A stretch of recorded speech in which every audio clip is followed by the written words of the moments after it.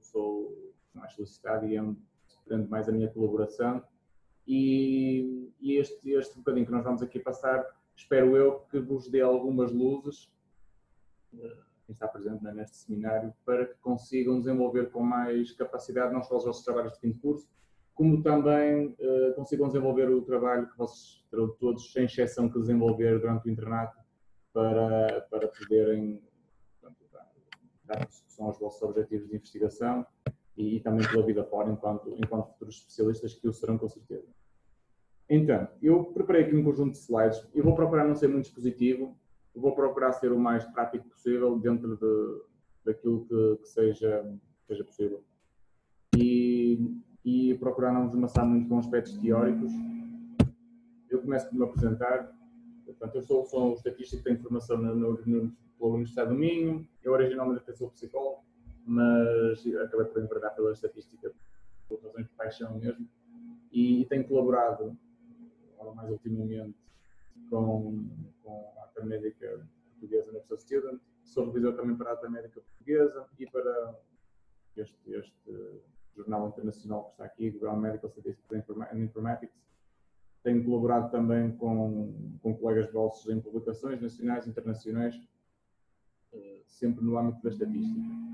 Então, hoje eu venho-vos falar um pouquinho daquilo que é o SPSS. E o SPSS porquê? Porquê o SPSS? Existe um conjunto muito vasto de outros softwares, nomeadamente o STAT, o R e o SAS, que vocês estão aqui a ver. Eu não sei se toda a gente me está a ouvir. Penso que toda a gente me ouve. Sim?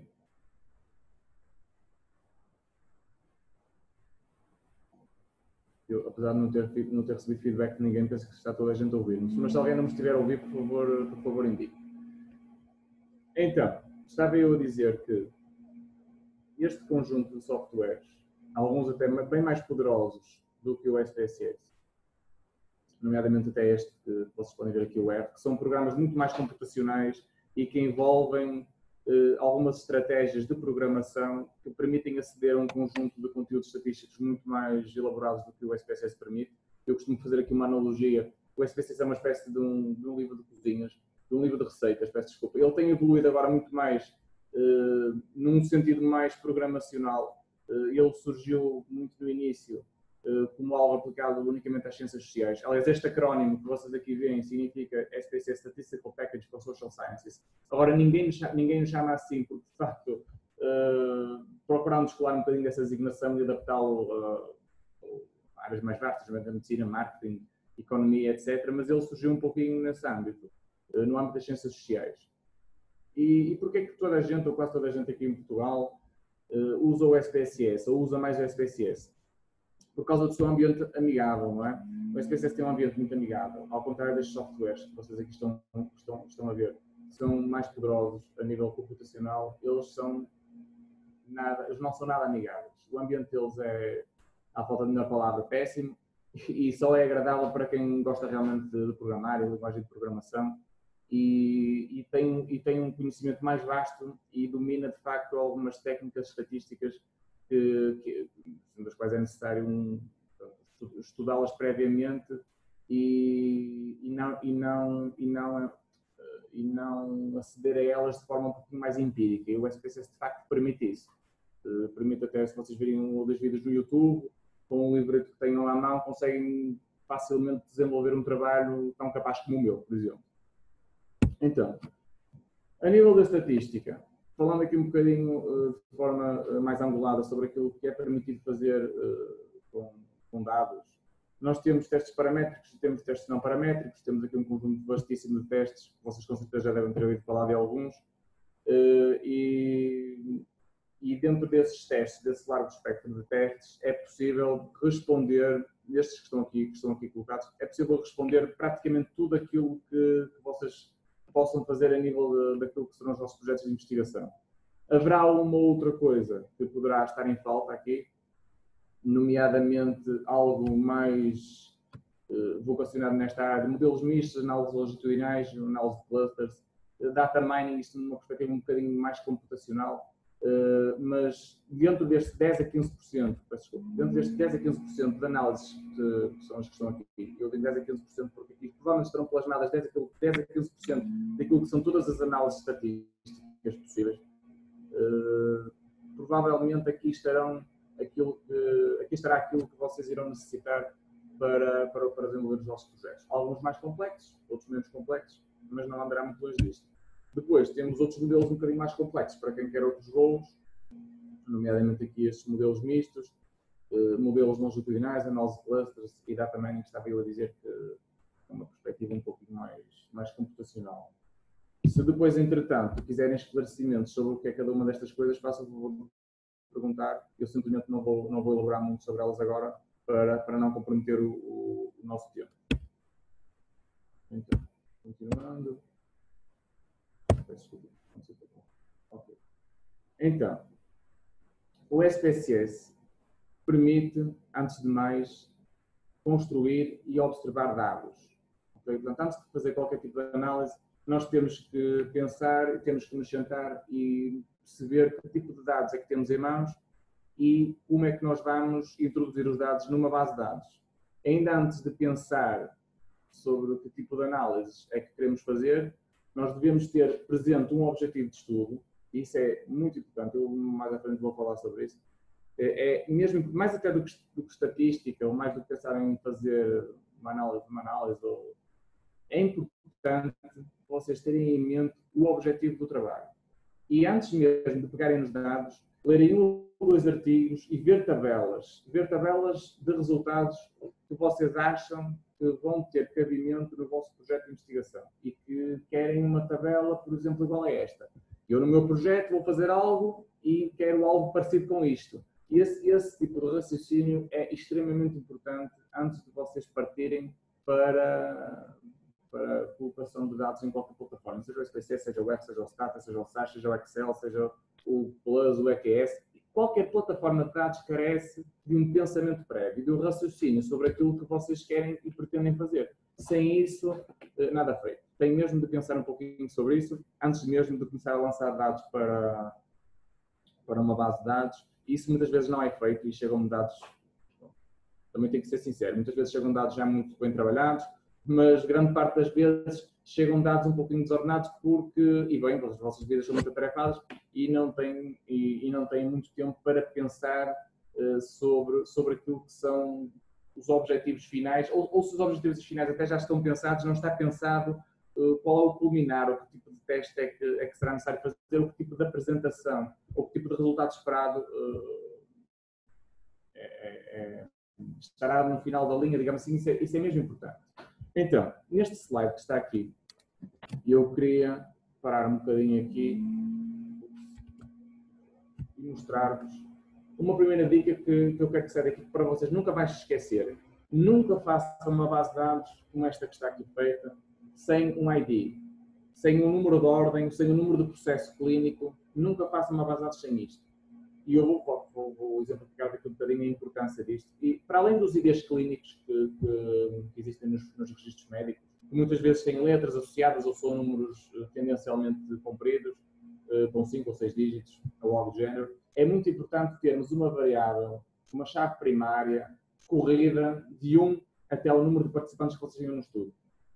E isso é importante porque quando vocês estão a importar dados de um Excel, por exemplo, para o SPSS, ou outra plataforma qualquer para o SPSS, muitas vezes acontece na importação de dados, aconteceu já comigo, por isso eu falo por experiência própria, ao importar os dados, e eu não os importo todos de uma vez, porque não dá jeito, porque estou a preparar uma variável, importo, e depois estou a preparar outra e vou importá-la, e entretanto, eu posso ter organizado os dados de uma determinada forma no SPSS, eu também vou exemplificar isso aqui um bocadinho. Posso estar a organizar os dados de uma determinada forma e essa forma de organização dos dados já não vai coincidir com a forma com que os dados estão organizados na plataforma Excel, de onde eles vieram originalmente. E se eu não tiver uma chave primária, esqueçam, nunca mais vou conseguir depois chegar o fio à meada. Se eu eventualmente caio na asneira de completar a base de dados, tenho um ID, e depois faço um conjunto de análise e desorganizo a base de dados, ou organizo de uma forma, sei lá, organizo por idades, ou por sexo, ou por qualquer outra coisa. se eu depois me apetece importar para lá outro tipo de dado qualquer, é uma tortura. Principalmente se eu tiver 500 ou 600 sujeitos, é muito, muito complicado. E eu até posso, depois, eventualmente, posso organizar a minha base de dados por idade de um lado, no SPSS, e idade do outro lado no Excel, e ter a esperança que cada indivíduo, ou seja, se haja uma idade por indivíduo, é óbvio que isso não vai acontecer. Se eu tivesse poucos indivíduos, até poderia acontecer, mas o mais provável é que não aconteça. E então, posso usar com muita força para que isso aconteça, mas o mais provável é que não vai acontecer. E então, é essencial que vocês tenham esta ideia aqui. É mesmo importante, era a primeira dica que eu vos queria deixar aqui. E vou passar então aqui a exemplificar como é que nós podemos introduzir então, não é este, como é que nós podemos introduzir aqui as variáveis no programa. Eu ia pedir, entretanto, se a maioria de vós estiver a achar isto demasiado básico, podem-se manifestar, que a minha vontade é até dar coisas bem mais complexas, mas aquilo que foi preferido foi dar uma coisa um bocadinho mais simples. Se por acaso houver interesse de uma grande parte de vocês em avançar para algo um bocadinho mais complexo, sejam à vontade para pedir, está bem?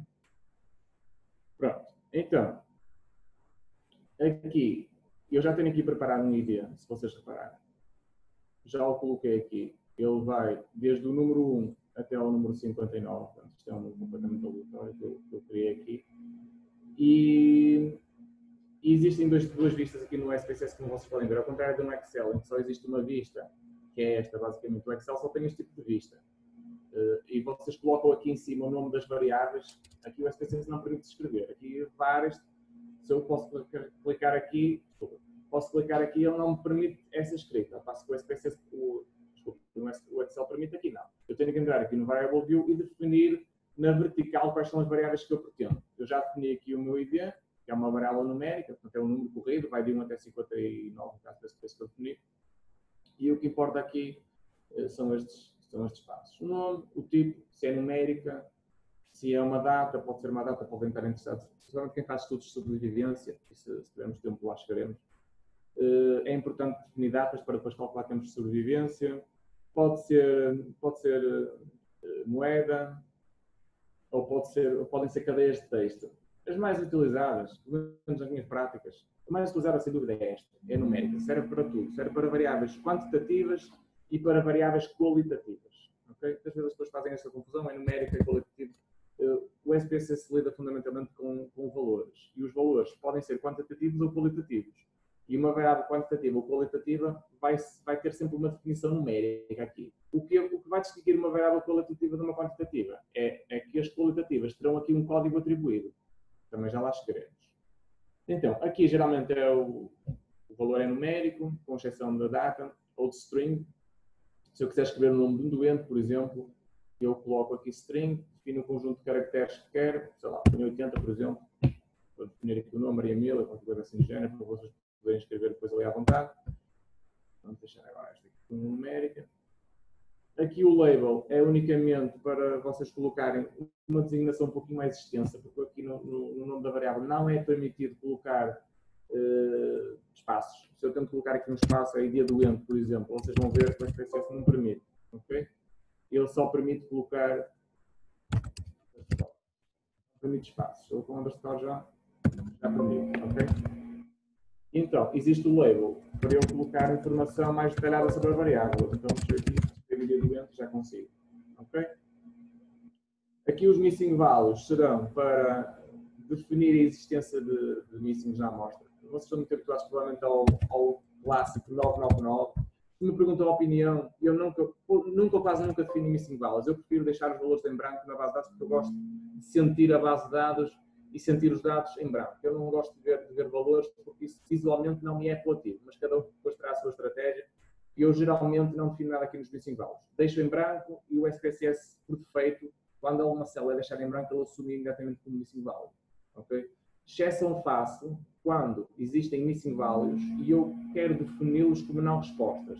Então eu aí de facto não me preocupo com os missing values, mas aqui nos values ponho, por exemplo, algo como 3, NR não resposta ou assim, alguma coisa do género, e o SPSS vai assumir isto como não resposta. Ok? Isto aqui, então os missing values já falei. Aqui esqueçam isto, columns, alinhamento, isto aqui são pormenores de formatação, não interessa.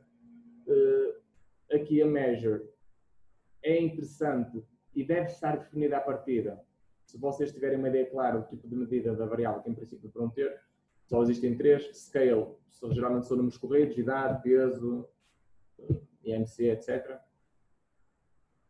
Uma variável ordinal geralmente é reservada às escalas de Likert, um pouco satisfeito, 2, uma nada satisfeito, 2 pouco satisfeito, 3 moderadamente satisfeito, etc. Por aí fora.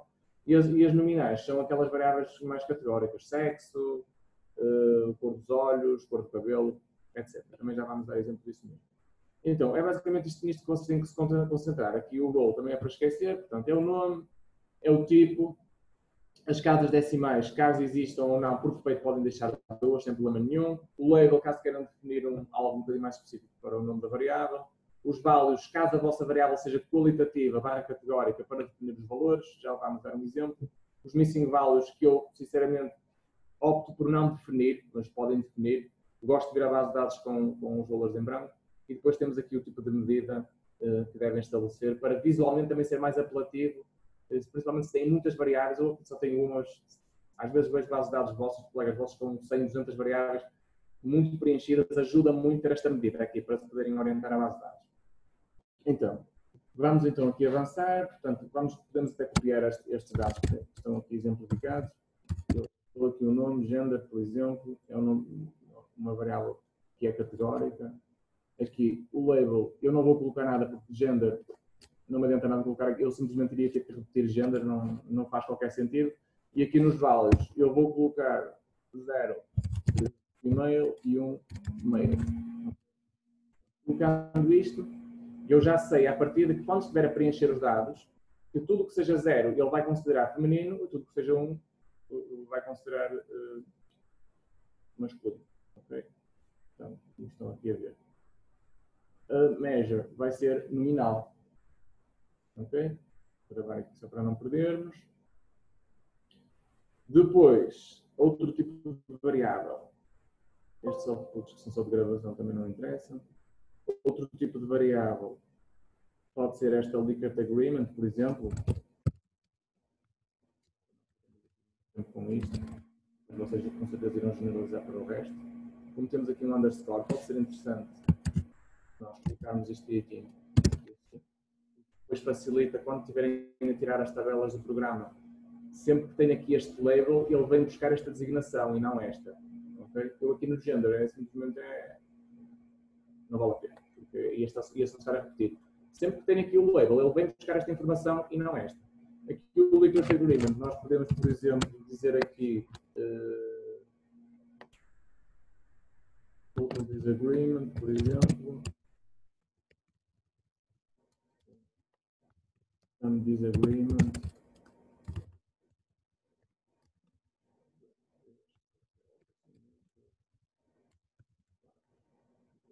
Aprendo assim alguns truques. Em vez de estarem a escrever tudo.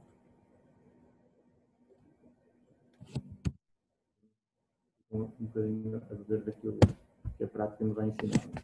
Ok. Aqui a definição da variável é ordinal. Estão aqui a reparar, não vou definir isso mais uma vez. Aqui as casas decimais, eu tendo a deixar isto tudo como duas casas decimais. É aquilo que vem por defeito. Se quiserem dar ao trabalho colocar aqui 0, porque sabem que não vai haver qualquer casa decimal, também o podem fazer. Não há qualquer inconveniente de deixar com duas casas decimais, é algo puramente estético. Okay? Depois de definirem estas variáveis, podemos passar então aqui para a vista dos dados. E então, ao introduzir os dados, vocês já podem então, ok, aqui preencher. Vou só criar isto aqui de forma aleatória.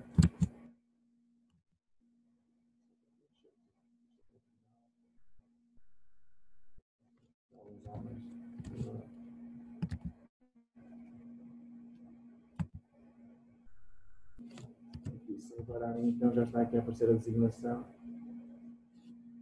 Se clicarem aqui neste botãozinho, reparem então que a designação salta do número para aquilo que vocês lá colocaram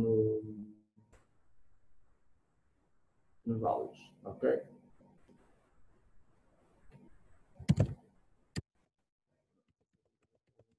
Aleatórios. Muitas vezes o SPSS por acaso tem este defeitozinho que é difícil de corrigir. Quem trabalha muito com SPSS já está habituado a este tipo de coisa.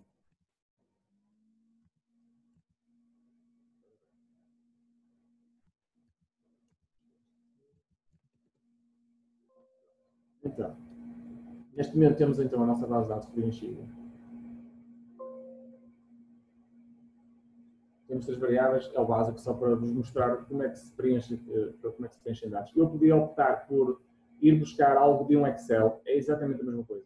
Se eu tiver num Excel estes dados que estão aqui, unicamente o que eu tenho, se eu estiver assim neste formato, exatamente assim neste formato, vou dar-vos o exemplo. Se eu tiver dados neste formato no Excel, posso tê-los. Okay? Portanto, o que acontece é que eu tenho que ter especial cuidado em passá-los para o SPSS. Nunca devem fazer um import de dados diretamente para o SPSS, porque o SPSS permite fazer isso, ele permite abrir ficheiros de Excel diretamente. Não devem fazer, ok? Não devem fazer isso. Devem ter o cuidado de, variável a variável, por exemplo, eu aqui tenderia a fazer isto. Atribuir um código no SPSS, como atribuir para 0 masculino, 1 feminino, ou melhor, atribuir o contrário, 0 feminino, masculino. Então eu faria e-mail, ia fazer uma substituição 0 e o mail por 1.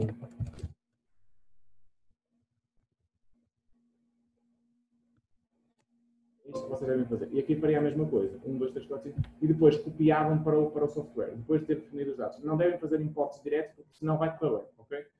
Mesmo para quem tem bastante experiência com isto e usa importar dados considerando variáveis string. Eu podia fazer isto, por exemplo. Podia fazer isto. Já agora ficam a saber aqui alguns truquezinhos. Eu podia fazer isto, definir aqui uma variável string qualquer, vou dar aqui um nome estúpido, só para não estar aqui a perder muito tempo. Definir isto como uma cadeia de texto, para ele aceitar texto. De outra forma, a SPSS não aceita texto. E importava diretamente para aqui o dado, ok? Mas isto que está aqui é uma cadeia de texto, não é um valor, ok? Eu clico nisto, este aqui é um valor, como vocês estão a ver, mas isto aqui é uma cadeia de texto, ok? E isto dá um trabalho extra. Depois aqui no SPSS eu teria que fazer isto, transform automatic recall, e então este AA passaria a ser algo, por exemplo, Likert, só para não dar o mesmo número de outra variável. Eu faria isto e ele codificava-me automaticamente, ok? Mas se repararem, o que o SPSS faz é recodificar automaticamente sem ter em conta a ordem. Ele faz isto pela ordem com que os dados se apresentam. E ele recodifica o Total Disagreement como 5, o neutro como 1. Ou seja, nada tem a ver. Depois vocês tinham que ter o trabalho de voltar a recodificar isto aqui no programa. Mas não façam isso. Mesmo para um utilizador experiente, não é boa ideia. Ok? Tratem os dados no SPSS, recodifiquem-nos no SPSS, atribuam códigos prévios no. Desculpem, tratem os dados no Excel, recodifiquem-nos no Excel, atribuam códigos próprios no SPSS e só depois é que os copiem para o SPSS. Só assim é que isto vai correr bem. Então, tenho que enfatizar isto porque muitas vezes acontece, chegam bases de dados que as pessoas na sua boa fé, não é? Importam-nas diretamente do Excel para o SPSS e não é boa prática. Pronto. O que eu estava a dizer há um bocadinho, a ressaltar a importância deste ID, era pelo seguinte. Imaginem que vocês, qualquer questão processual, querem ver os dados visualizados de outra forma, vocês ordenam os dados desta forma, ok? De forma ascendente ou descendente, é perfeitamente possível fazer isto, ok? Então começamos pelo 1, 2, 3, 4, 5, ordenamos os dados de forma ascendente, ele ordena imediatamente toda a base de dados, não é necessário selecionar tudo como no Excel, basta ordenar uma variável e ele ordena imediatamente todos os dados, ok? Se eu não tivesse esta variável ID, okay? Imaginem que eu não tinha esta variável ID. Quando eu quisesse ir ao meu Excel, ir buscar dados para colocar aqui, já nunca mais poderia colocar nesta ordem. Eu não saberia a ordem, ok? Portanto, eu não tinha o ID, imaginem que isto estava assim, eu não tinha o ID, eu nunca mais ia saber a ordem de colocação de dados. Porque o ordenamento que o Excel faz, mesmo que eu ordenasse os dados no Excel, mas eu ordenei por Likert Agreement, vou fazer a mesma coisa no Excel. Mas estes valores que estão aqui são todos 3. Vocês nunca teriam a certeza de que 3 é que era este. Se, era se o 3, este 3 era daqui, ou se era daqui, ou se era daqui. Ok? Portanto, criem sempre um ID. É a forma mais indicada que vocês têm de trabalhar com bases de dados, é criar uma chave primária para poderem ordenar os dados. Se isto é força do hábito, até ordem os dados sem fazer nada. Estou habituado a fazer isto. Fazem sort achando aqui o ID, pronto, já têm os dados todos ordenados no formato original. E isto é extremamente importante. Ok? Não vos vou amassar mais com isto. Vamos avançar então. Quero-vos mostrar como é que vocês recodificam e transformam variáveis. Então vamos abrir aqui a base de dados de recodificação e transformação de variáveis. Vou deixar aqui. Então, vamos passar a trabalhar com esta. Então, vamos formar peso e altura em IMC. Ok? Isto é extremamente importante. Vocês têm um peso, têm uma altura, é óbvio que não vão fazer este cálculo à mão e muito menos serem obrigados a fazê-lo no Excel e exportar para aquilo lá. Então, este menu aqui do SPSS, que é o menu Transform, permite fazer cálculos ou recodificar variáveis. Okay? É basicamente aquilo que o menu permite, assim para utilizadores iniciais, é portanto, esta opção e esta.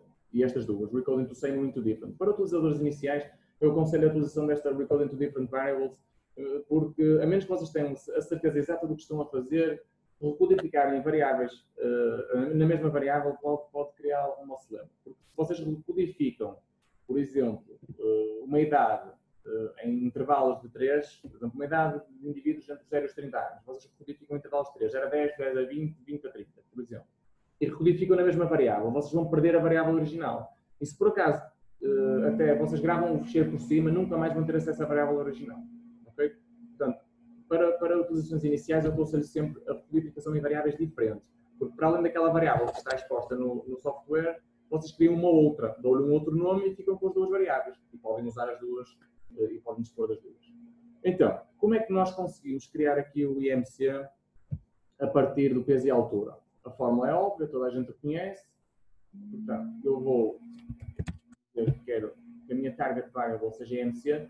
Deem um desconto, vocês têm o vosso SPSS em português, deem um desconto. Eu não consigo usar o SPSS em português, já há muitos anos a usar o SPSS em inglês, já não o consigo usar em português. E então, fazem aqui no target, colocam o nome da variável e depois utilizam aqui a fórmula. A fórmula é muito simples, portanto é peso a dividir, portanto aqui no dividir é a barra, ok? Desculpa lá, para passar o peso para este lado é só fazer isto, dar 2 cliques, ou clicar em cima do peso e clicar aqui neste aqui. Peso sobre IMC ao quadrado.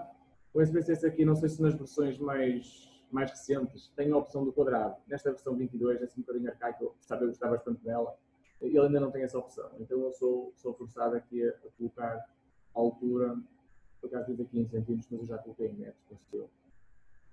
Desde a altura. Ok? Dou um ok. Eu não coloquei em metros, também vou já ver. Exatamente, já tinha colocado em metros. Então vou aproveitar.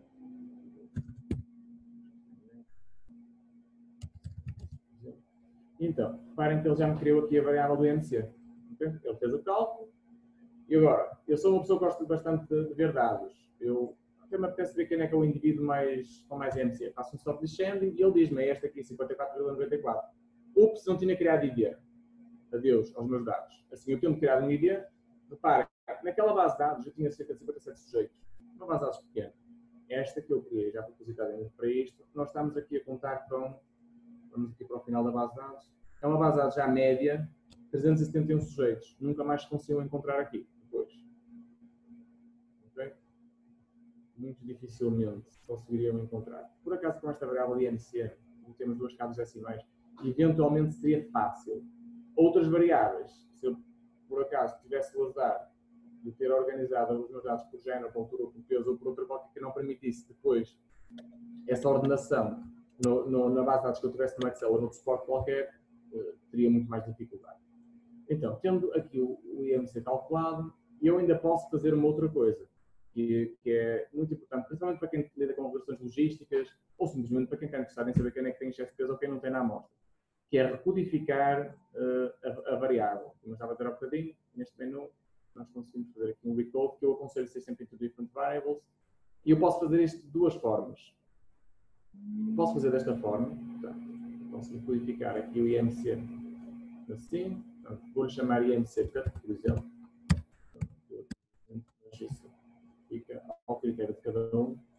Deixa-me saber aqui qual foi o critério que eu estabeleci. Portanto, inferior ou igual a 25 e superior a 25. Então, entro aqui em Old New Values. Eu tenho aqui várias opções. Se for só um valor, eu opto por esta caixa de combinação. Ou, por exemplo, codificar os IMCs de 23 em 0. Isto aqui não é execuível, porque eu tenho uma variável contínua, não faz sentido.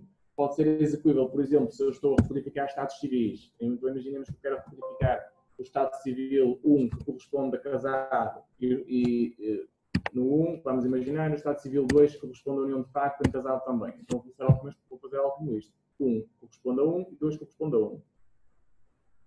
Como aqui trata-se de uma variável contínua, eu tenho que lidar com intervalos, é muito mais prático. Então, sem excesso de peso, eu digo que é inferior ou igual a 25. Então, lowest true value, então do valor mais baixo, que eu não sei qual é que é, mas também não preciso saber, até ao 25, eu vou dizer que é 0. E vou chamar 0 sem excesso de peso, depois ao atribuir nos values.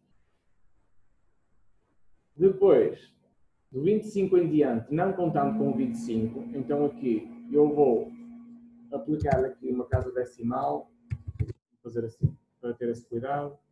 Eu penso que nesta versão do SPSS, se eu colocar aqui 25, ele já me vai estabelecer o limite 25,0001. Mas eu, como não gosto de arriscar, eu não sei se a versão do SPSS já faz isso, eu coloco aqui estas casas decimais e acrescento para que o SPSS entenda que este valor não é 25, é algo ligeiramente acima de 25, para os intervalos não colidirem. Okay? Porque eu posso ter uma pessoa com MC de 25, e se eu colocasse também aqui um 25, o SPSS não sabia que valor é que lhe atribuísse, 0 se 1. E então, ele está-me a atribuir tudo até 25, 0, e a partir de 25, a exclusiva é 1. Então, assim que eu continuo, dou um OK, e ele cria-me esta variável aqui. Ok? Então, eu vou aqui a IMCcut, e vou definir aqui nos values para visualmente me ser mais fácil aparecer ali na base de dados e depois nas tabelas também ser dessa forma. Tudo que é 0 é menor ou igual a 25. Tudo que é 1 é superior a 25. Ok? Já está. Se repararem aqui então, eu já vou ter isto a aparecer dessa forma. Okay? Então, uma outra forma de eu fazer isto é utilizar a inspeção visual, ok? É algo que eu gosto bastante de fazer, porque eu gosto, como eu disse há bocadinho, eu gosto de sentir os dados. E se são categorizações simples, ou codificações simples como esta, que é bastante simples, e não tem nenhumas condições associadas, porque este menu permite codificações com condições associadas. Aqui neste tipo, eu posso codificar com base no conjunto de caracteres que eu não vou entrar, senão não saímos daqui, mas se é uma codificação simples, como é esta, eu até prefiro fazer de forma visual. Então, faço aqui um sort descending ao IMC e vou por aqui abaixo, atribuo, que eu já sei que era 1, aos valores acima de 25. Tudo que é acima de 25, então eu atribuo o valor 1. Se repararem, é exatamente o que acontece aqui. E tudo que é abaixo atribuo o valor 0. Depois é uma questão de vocês pesarem aquilo que é mais prático. Se vocês forem muito rápidos de dedos, percebem-se que eu já tenho isto feito. Ok? Então, unicamente, agora o meu trabalho seria vir aqui à variável, atribuir os valores para aqui, que são a mesma coisa, e vou chamar esta variável IMCcut2. Elas são exatamente a mesma coisa. Okay? Simplesmente esta foi criada através deste menu e esta foi criada por inspeção visual. É uma questão de vocês depois pensarem naquilo que vos é mais conveniente, naquilo que vocês mais gostam de fazer, e naquilo que também é mais rápido, porque este menu também dá algum trabalho. Pensar e definir variáveis dá algum trabalho e aquela por inspeção visual é bastante prático e rápido de fazer também. Pronto, posto isto, deixem-me só ver o que é que vem a seguir. Ok, portanto, já a seguir já vamos entrar aqui no conjunto de análises. Eu só queria deixar-vos aqui algumas coisas básicas, vou só apagar esta aqui porque é a repetição. Deixar-vos alguns aspectos básicos daquilo que vocês têm que avaliar quando fazem estatística descritiva. Okay? É importante fazer estatística descritiva, o artigo parece de uma parte inicial em que vocês têm que descrever dados e então, para descrever dados, têm que pensar na natureza das variáveis, ok? Estas já estão todas definidas. Algumas, esta por exemplo foi o SPSS que criou, não fomos nós, mas por defeito ele atribui a categoria nominal porque eu lhe defini aqui os values, ok? Ou os rótulos. Se quiserem, ou melhor, não é se quiserem, como é extremamente importante vocês caracterizarem a vossa amostra, se organizar isto, caracterizarem a vossa amostra no início dos artigos. Para caracterizar a amostra, basicamente o menu que vão utilizar será este que está aqui. Estou a falar de caracterização pura, não estou a falar de outra coisa qualquer, a não ser isso. A caracterização da pura da amostra é feita geralmente neste menu que está aqui, no Descriptive, ou utilizam as frequências, as estatísticas descritivas ou este menu Explore. As frequências é puramente para variáveis categóricas, ok? Portanto, eu vou jogar aqui no SEX, por exemplo, e no IMC-Cut, que são variáveis puramente categóricas, e então eu vou simplesmente ter um feeling aqui daquilo que é a minha amostra. Tenho 253 homens, 218 mulheres, as respectivas percentagens, ok? Aqui no IMC categorizado, que foi definido, temos 331 pessoas sem excesso de peso e 25 pessoas e 40 pessoas com excesso de peso, com uma prevalência total de 10,8% de pessoas com excesso de peso na amostra. Para variáveis no formato contínuo, como é a altura, peso e IMC, eu vou utilizar, ou tenderei a utilizar este menu que está aqui, das descritivas, ok? Vai-me dar médias de desvios padrão mínimos e máximos. Okay? Aqui está, portanto temos as alturas dos indivíduos em metros, o mínimo, o máximo, a média de desvio padrão, temos o peso em quilogramas, o mínimo, máximo, média de desvio padrão, a mesma coisa para o IMC. Atenção aqui a um detalhe, nas variáveis contínuas, quando vocês querem descrever variáveis contínuas e as querem descrever nos artigos, é importante que façam um raciocínio sobre o coeficiente de assimetria das variáveis contínuas. Isto é aqui a dica número 2 que eu vos deixo, para vocês, se quiserem apontar mentalmente. Não confundam o que é normalidade e simetria. Ok? Quando estiverem a escrever os artigos ou estiverem a preparar os vossos manuscritos, eu posso ter uma variável que é descrita pela média e pelo desvio padrão e ter um teste estatístico não paramétrico ela associado. Ok?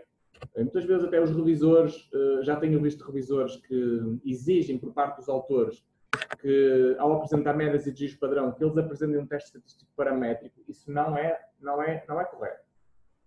Compete ao investigador que está a desenhar o estudo perceber se existir simetria na variável, ou seja, se existir uma distribuição simétrica em que os dados se distribuem mais ou menos 50% para um lado e 50% para o outro, okay? Em que a média vai coincidir mais ou menos com a mediana, eu posso utilizar a média para definir a minha amostra. Okay?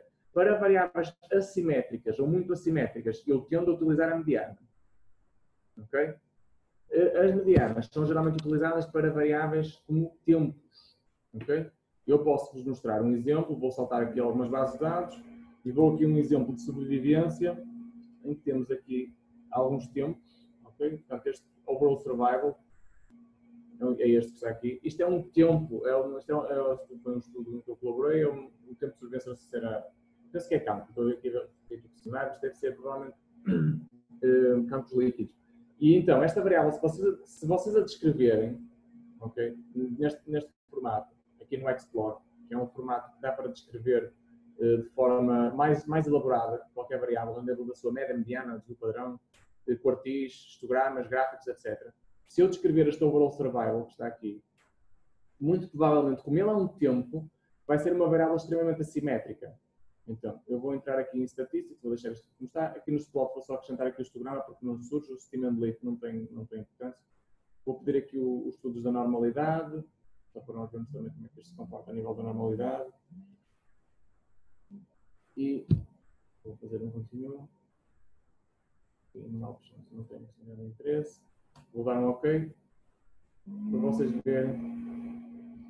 Vou ter uma coisa demorada aqui a aparecer. Por acaso, esta variável não é das mais assimétricas. É um bocadinho assimétrica, mas não é das mais assimétricas. De qualquer forma, vocês estão aqui na presença de uma variável que tem uma assimetria à direita, ok? Em teoria, faltam dados aqui deste lado, porque os dados concentram-se mais aqui deste lado. Como eu estava a dizer, não é um exemplo perfeito daquilo que é uma assimetria, porque geralmente tempos de sobrevivência são variáveis mais assimétricas. Esta não deixa de ser, mas esta variável, à partida, seria definida não pela média, mas pela mediana. Okay? É uma variável mais assimétrica, não é um exemplo perfeito de assimetria, volto a dizer, mas é uma variável mais assimétrica e que é definida à partida pela mediana e não pela média. Okay? E este tipo de variáveis que são definidas pela mediana têm a mesma a ser confrontadas com os testes de normalidade. São as que estão aqui, depois mais à frente irei dar outra importância. Agora só uma pinceladazinha no teste, em que vocês têm que observar este valor de significância no teste de Kolmogorov 29, quando o valor, quando o tamanho da amostra é superior a 50 e abaixo de 50 tem que observar aqui o Shapiro-Wilk. Estes valores tendem a ser estatisticamente significativos para amostras grandes, que é o caso. Por isso, quando este p-valor é significativo, mesmo que ele seja significativo, é importante observar no histograma. Se no histograma vocês tiverem uma variável com uma distribuição mais ou menos normal, podem mesmo usar estatísticas paramétricas, ou fazer testes paramétricos, porque estes testes tendem a dar resultados estatisticamente significativos para amostras grandes. Pronto, mas não perdendo aqui o foco. Vou fechar aqui este output. Então, vamos ver, por exemplo, aqui se este PFS já tem aqui uma distribuição um pouco mais assimétrica, para vocês terem uma ideia do que é uma variável realmente com mais assimetria. Então, Progression Free Survival. Esta variável já é bem mais assimétrica, como vocês estão a ver. Então, tem aqui uma clara falta de dados. Quando eu digo clara falta de dados à direita, seria de esperar a existência de dados aqui à direita, quando de facto eles são concentrados aqui à esquerda. E faz sentido, porque eu tenho muito mais pessoas a sobreviverem no início do estudo do que no final. As pessoas vão morrendo e vão saindo do estudo, e é por isso que os tempos de sobrevivência acumulados são mais baixos aqui, as medianas são mais baixas. Ou melhor, as medianas são mais, peço desculpa, a sobrevivência é mais elevada aqui, mas há menos pessoas a sobreviver, era isso que eu queria dizer. Então, para concluir, nos estudos é perfeitamente possível vocês apresentarem uma média de desvio padrão e fazer um teste não paramétrico. Simplesmente fazem uma média de desvio padrão porque a variável é simétrica e no teste de normalidade não foi garantida a normalidade, ok? E a variável pode ser simétrica, mas pode ser muito aguçadinha, por exemplo. Pode ser uma variável que tenha uma curva, portanto, até a nível de simetria boa. Podemos experimentar este IMC que está aqui para vermos se de facto este IMC tem essa distribuição bonitinha a nível de simetria.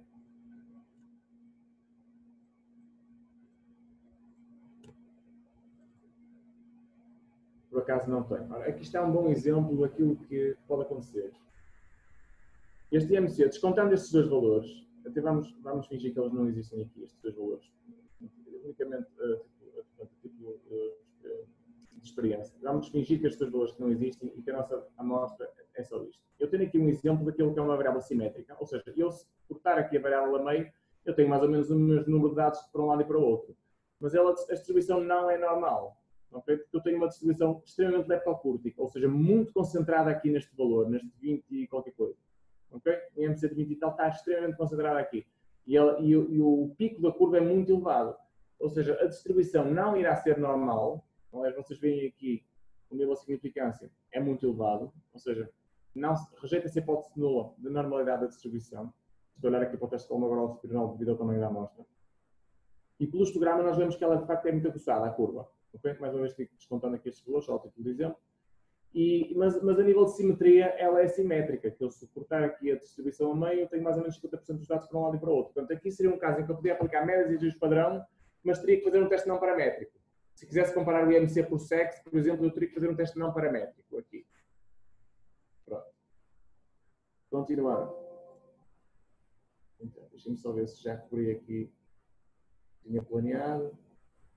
Ok. Então, sim.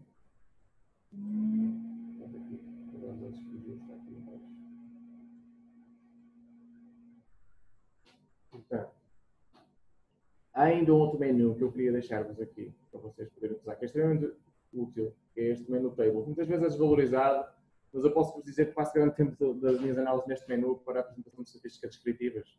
Este menu é extremamente importante. E ele permite-me algo que muitos dos outros menus não permitem. Estes packages que são aqui feitos, são feitos por defeito, aqui nos testes, daqui a um bocadinho já iremos chegar aqui, são feitos por defeito e não permitem uma apresentação visual dos dados eficaz, coisa que este menu permite. Eu, por exemplo, posso apresentar estas três variáveis quantitativas que estão aqui, posso apresentá-las por género, ok?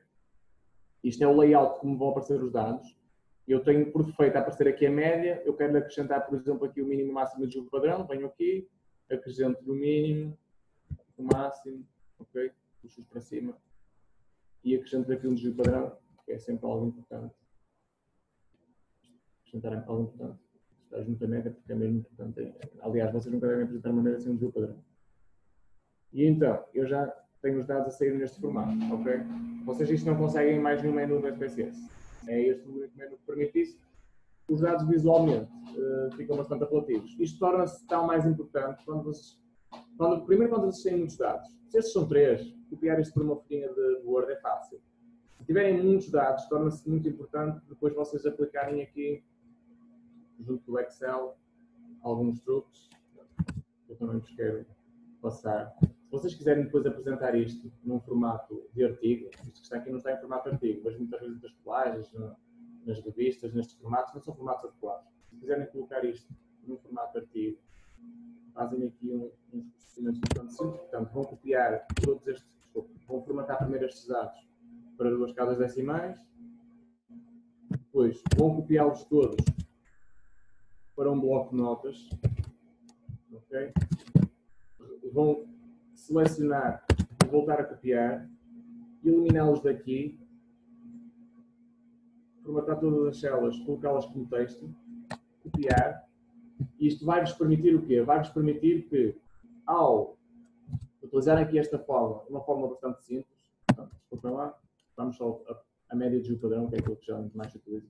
Então, igual, eu quero apresentar estes dados no seguinte formato: média, n, abre aspas, espaço, parênteses, fecha aspas, n, desvio padrão, n, abre aspas, fecha parênteses, fecha aspas. Pronto. Eu tenho os dados neste formato, é um formato muito apreciado nas revistas. Copio para aqui, copio os dois, vamos aqui juntinhos um ao lado do outro, junto estes, coloco aqui masculino, só name aqui, né? Ponho aqui um p-valor, preparo isto tudo para entrar no meu documento Word, ok?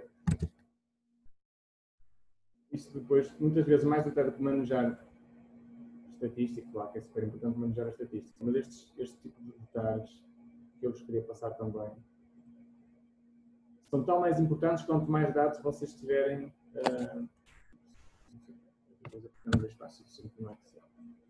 são tão mais importantes quanto vocês tiverem a lidar com muitos dados. Se tiverem a lidar com poucos dados, é bastante possível que isto não seja nada certo, porque vocês simplesmente copiam-nos manualmente e é simples. Se estão a lidar com muitos dados, basta multiplicar esta tabela que está aqui, em vez de ter estas 3 variáveis, posso ter 10, 20, acontece muitas vezes isso quando estamos a descrever amostras.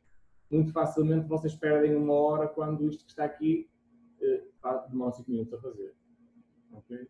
Portanto, é uma questão agora puramente de formatarem isto a vosso belo prazer, colocar isto da forma como costuma ser apresentado, formato da revista, é mais ou menos este, depois colocariam aqui o p-valor, não vou estar aqui a alongar muito mais, mas dá para ver de facto, o potencial que isto tem, eu acrescentaria depois todas as outras variáveis que fossem necessárias, porque basta aqui no Excel depois fazer isto, não é? Se houvesse mais variáveis ali, eu bastaria arrastar e até com as pessoas, no caso, preencho-me só com isto, não tenho nada. Ok? Então também vos queria deixar com este que tenho aqui. Então, continuando. Então, isto é muito importante. Vamos então prosseguir. Ora bem, então, aquilo que eu vos disse há bocadinho que é super importante, antes de estatisticar, isto é óbvio que este termo não existe, não é? Há que planear, e planear é extremamente importante. Eu deixo-vos aqui com um exemplo daquilo que pode ser um resultado de um estudo vosso, Psychological Wellbeing Comparison Between Smokers and Non-Smokers. Isto tem que estar na vossa cabeça, isto está aqui numa diagonal, desculpem lá, Psychological Wellbeing. Tem que estar perfeitamente na vossa cabeça aquilo que é isto.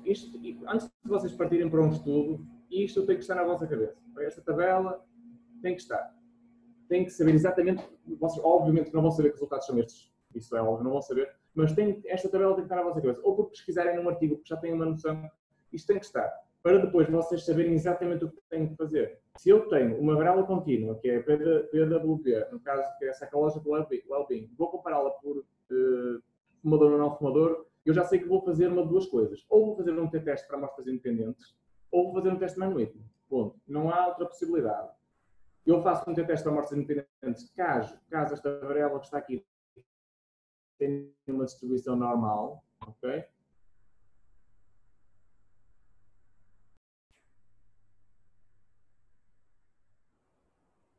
Ou faço um teste de Mann-Whitney caso esta distribuição não importa o teste. Caso fosse o teste de Mann-Whitney, simplesmente eu aqui faria isto. Para MW, teste de Mann-Whitney e ponto. Ok? E esses resultados, como eu disse, podem mesmo ser apresentados como formato médio do padrão, sem qualquer problema, caso a distribuição seja simétrica. Okay? Ela tem que ser simétrica. Pode não ser normal, mas pode ser simétrica. Então, isto tem que estar na vossa cabeça quando planeiam e executam um teste qualquer. Então, vamos aqui ao exemplo do t-teste. Vamos imaginar que eu quero saber se o bem-estar psicológico se é igual ou diferente entre fumadores e não fumadores. Então, vou confrontar duas hipóteses. Portanto, a hipótese nula diz-nos que eu tenho uma igualdade entre fumadores e não fumadores, e a hipótese é a desigualdade que vai sobre a realidade. Então, o que é que eu faço? Eu faço algo que parece simples, mas não, pode ser complexo. Principalmente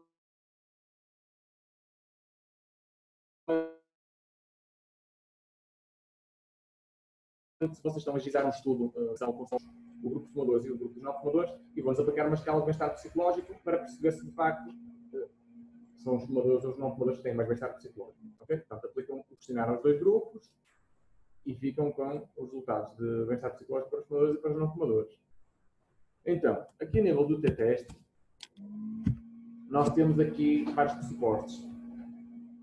O pressuposto do outcome ter de ser contínuo, ou seja, eu não posso aplicar um t-teste num outcome ordinal ou categórico, como aqueles que nós vimos há um bocadinho do IMC categorizado ou escala. Não posso fazer. Tem de existir, ok? E volto a enfatizar, normal é simetria, mas para existir simetria não tem que haver normalidade. Eu posso ter uma distribuição simétrica sem ser normal. E tem de existir igualdade de variâncias. Aqui o t-teste permite, no caso de desigualdade de variâncias, a aplicação de um outro teste que se chama o teste Welch. Ok? Então, o outcome contínuo tem que ser medido numa escala métrica, ou seja, o peso, a altura, o rendimento, etc. A distribuição, a normalidade da distribuição tem medida com o teste Shapiro para N menor que 50 e com o teste de Kolmogorov distribuído 9 para tamanhos da amostra superiores a 50. A observação do histograma, como eu disse há bocadinho, é super importante, principalmente quando tem muitos dados. O teste de Levene permite avaliar a igualdade de variâncias. Isto é tudo algo que sai no menu do t-teste, portanto não tem que se preocupar com isto. Simplesmente se souberem lidar com o menu do t-teste, sabem perfeitamente identificar aqui o teste de Levene. E já sai a opção do teste Welch. Ok?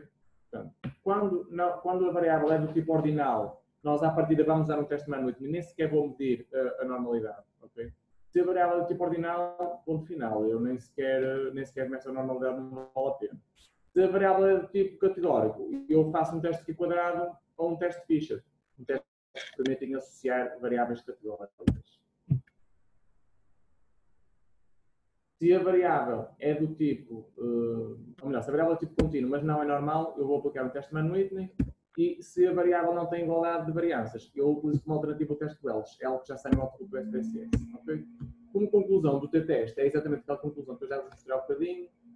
Aqui vou passar errado. Desculpa, não liguei aqui isto do laboral, se não me interessa, isto aqui é Psychological Wellbeing. Então, isto tem que estar presente antes de vocês fazerem o teste, como eu vos disse. E é extremamente importante que assim seja.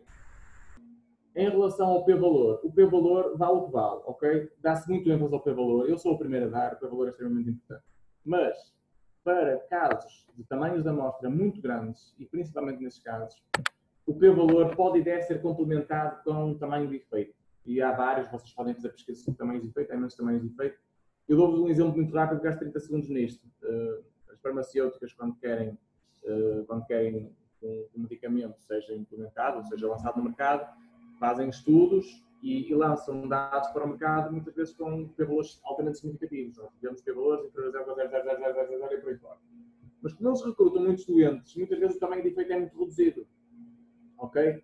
E o tamanho do efeito não depende do tamanho da amostra. O p-valor depende, mas o tamanho do efeito não. Então, eu posso ter um medicamento espetacular a nível de significância estatística na comparação com o outro, porque simplesmente eu colhi 1000 indivíduos e estou a compará-los com outros 1000. O tamanho de efeito é que me vai indicar se o medicamento é clinicamente importante ou relevante no estudo. Ok? Isto é extremamente importante vocês saberem, quando estão a tentar alcançar revistas com maior fator de impacto, o tamanho de efeito é algo que importa.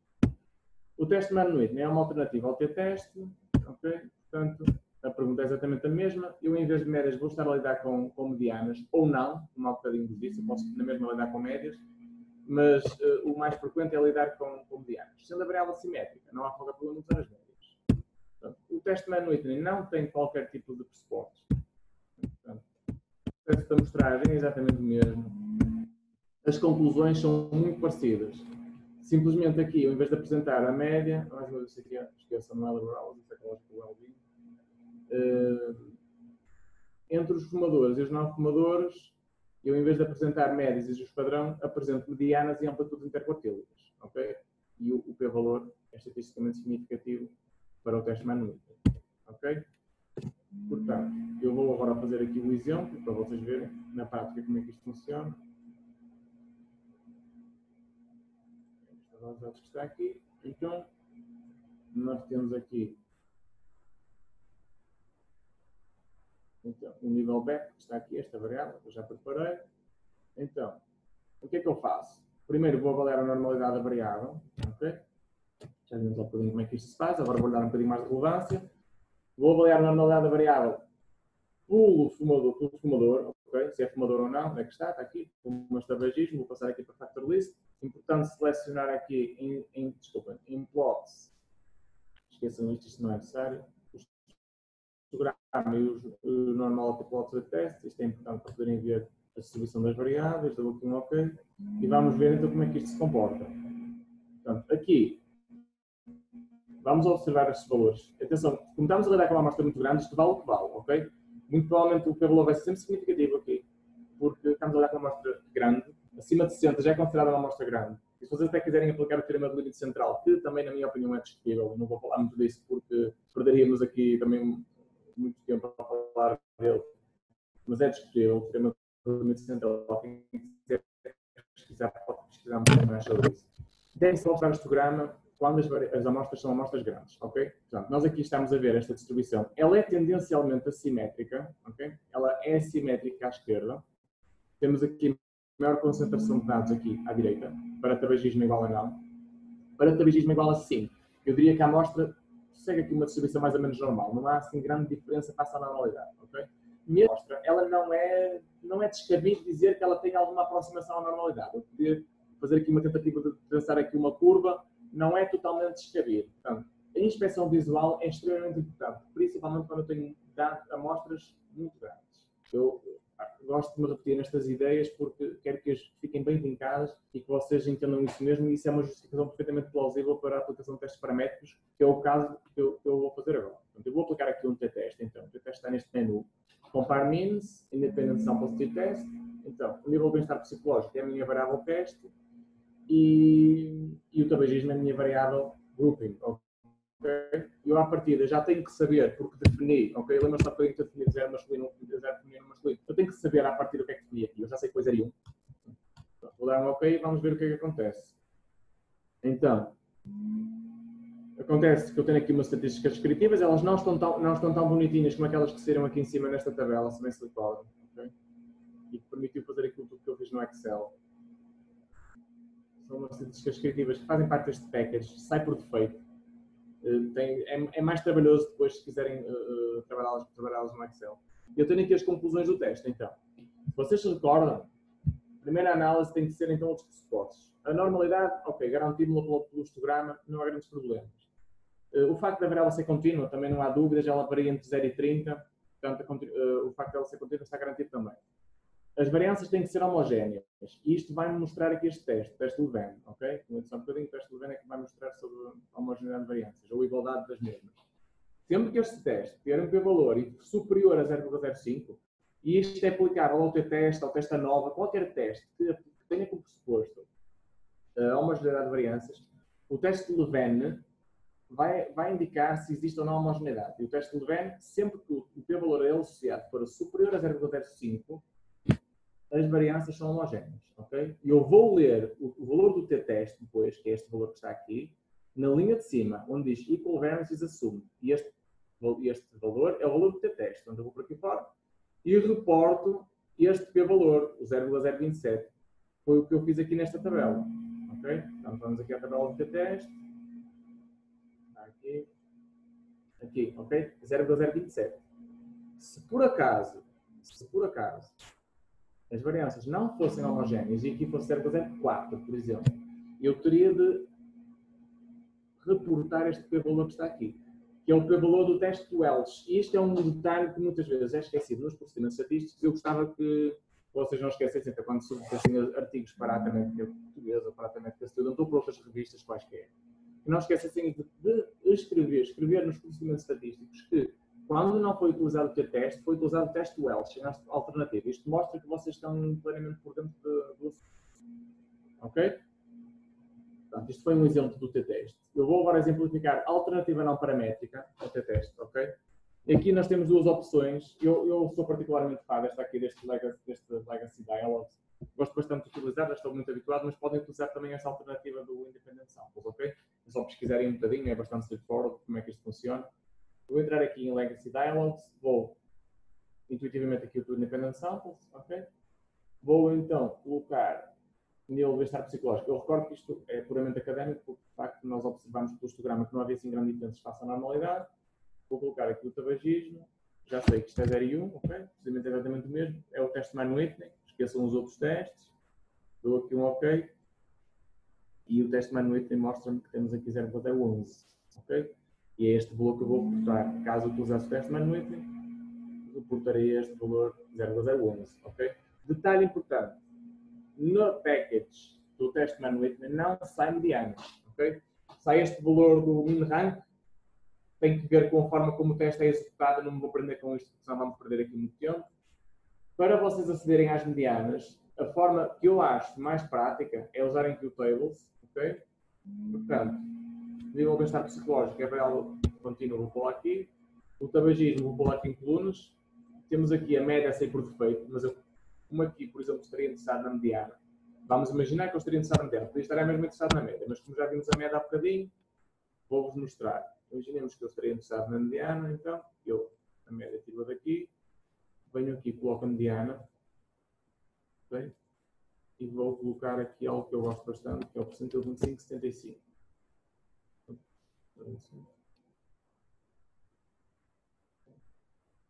Like selection. E então tenho aqui a tabelinha. Okay? Eu sei que a mediana no grupo dos não fumadores é 22 e a mediana no grupo dos fumadores é 18. Eles estavam essencialmente a dar a mesma conclusão que me deu no t-teste, de que as pessoas que não fumam têm mais bem-estar psicológico. Okay? Esta é a conclusão que nós tiraríamos do t-teste e é a conclusão que nós tiramos aqui também do teste Mann-Whitney. Tiramos a mesma conclusão. Eu gosto particularmente que nas tabelas sejam apresentadas as medianas e os percentis 25,75. Muitas vezes a apresentação é esta, que eu vejo. Vale o que vale, eu não gosto muito, eu apresentei aqui porque é uma apresentação muito frequente, coloquei aqui, mas eu prefiro e acho mais informativo colocarem isto desta forma, ok? Portanto, apresentar a percentil 25,75, no caso é 16 a 25, ok? Este formato para mim é bem melhor. É muito mais informativo. Eu sei que 25% das pessoas aqui tiveram valores até 16 e 25% das pessoas têm valores a partir de 25. Okay? Que é completamente diferente eu ter aqui um valor de 4, que é a diferença do percentil 25,75, que para mim não me diz absolutamente nada. Okay? Temos que andar aqui a fazer contas para chegar à mesma informação. Não prefiro que a informação, isto é, mais ou menos é pessoal, mas eu prefiro que ela me seja apresentada neste formato e eu acho, sinceramente, que é o que devem fazer também. Para quem lê, é bem mais informativo. Pronto. O teu teste está apresentado. Vamos então avançar um bocadinho mais. Vamos, por exemplo, aqui fazer um conjunto de outros testes, só para vocês ficarem com uma ideia. Vamos fazer aqui um teste nova, que o pessoal é por residência. O princípio é o mesmo, tem que testar a normalidade na mesma, nível de bem-estar psicológico, tem que testar na normalidade. Agora, em relação à residência, ok? O SPSS tem uma coisa boa, que ele marca as minhas opções, ok? Não tenho que estar sempre a entrar aqui nestes menus. Vou ver o que é que acontece aqui a nível da normalidade. Vamos ver aqui os testes. Portanto, aqui já temos uma situação um pouquinho diferente. Aqui no teste de Shapiro-Wilks, aqui quem vive na vila, temos menos de 50 casos aqui, já dá acima de 0,05. Ou seja, aqui no teste de Shapiro eu já tenho normalidade garantida aqui. Como eu tenho muitos dados aqui assim, okay, tenho mais de 60 dados aqui na cidade e na aldeia, e eu aconselho sempre, mesmo aqui aconselho a ver, mas aconselho sempre a vermos o histograma. Vejam aqui, claramente pode ser enquadrado numa distribuição normal. Não foge assim muito disso. Aqui também e aqui também. Portanto, eu tenho condições de aplicar aqui um teste paramétrico. Ok? Então, mais uma vez, vamos usar aqui o algoritmo de há bocadinho. Vem aqui aos tables. Nível de bem-estar psicológico. Tirei aqui o FUMA, já não interessa. Vou colocar aqui a residência. Ok? Venho aqui assim. Agora já estou interessado na média no desvio padrão. Tiro isto aqui. Chegar aqui no ST para chegar ao desvio padrão. Standard Deviation. E aí está. Já tenho isto de forma clara. Podem depois usar aquele truque no Excel para apresentarem os dados neste formato. E agora tenho que saber descortinar ainda qual é que é o p-valor da nova. Okay? Portanto, observando o que está aqui, em princípio isto não vai dar grande resultado. Pelo que eu estou aqui a ver, temos 19,19, 20,67, 20,66 e provavelmente a nova não será estatisticamente significativa, ou quase de certeza. De qualquer forma, vamos aqui então a este menu, comprar menos, one way a nova. Okay? Temos 3 grupos, então temos que utilizar a nova. O teu teste sim-se apenas a 2 grupos. Então, nível de bem-estar psicológico. Então, vive na aldeia, na cidade, no contexto de residência. Aqui já não é necessário marcar as opções, ou seja, aqui não tenho grouping, que eu tenho que marcar o 0, 1 ou 2. Aqui não é necessário. O teste nova tem este package, não é? Porque os packages são feitos por pessoas diferentes e depois a IBM acaba por integrá-los no programa, então isto nem sempre segue a mesma lógica. E então, aqui no caso, o que acontece é que nós não temos que marcar essas opções. O teste faz-nos isso por nós. Muito importante aqui no teste da nova, marcar esta opção que está aqui, teste da homogeneidade de variâncias. Okay? A nova tem que ter a homogeneidade de variâncias garantida. Quando o teste da homogeneidade de variâncias não está garantido, eu tenho a opção de usar ou o teste Welch ou o teste Brown-Forsyth para garantir a normalidade, para garantir a aplicação à mesma do teste da nova. Okay? Isso é uma coisa que raramente é reportada também, mas devia ser mais vezes reportada. Como eu já fiz as descritivas aqui naquele menu dos tables, eu já não vou ter necessidade de pedir as descritivas, ou melhor, não teria, de qualquer forma vou pedir aqui na mesma, mas já não teria necessidade. Este menu para já vamos deixar assim, para não vos amassar com muita informação. Extremamente importante aqui no teste da nova. Eu tenho que marcar aqui uma opção no post-doc, ok? O p-valor do teste da nova, quando sair, vai-me dizer que há pelo menos uma diferença entre um par de grupos. Ou seja, eu posso ter diferenças da vila para... Desculpem lá, tenho que ver. Da vila para a aldeia, ou da cidade para a vila, ou da cidade para a aldeia. Mas eu não vou saber, com o p-valor do global do teste da nova, entre que categorias é que estão essas diferenças. Então eu tenho que marcar aqui uma opção no post-doc. Eu gosto bastante deste teste de tucking. É um teste sensível, sem ser exagerado. Não marquem, por favor, este LSD, que não tem nada a ver com a determinada do ácido lisérgico. Okay? Não marquem esta opção. Esta opção significa least significant difference. Ela não faz correção nenhuma. Okay? Ela simplesmente, qualquer significância que surja no teste, ela vai apanhá-la.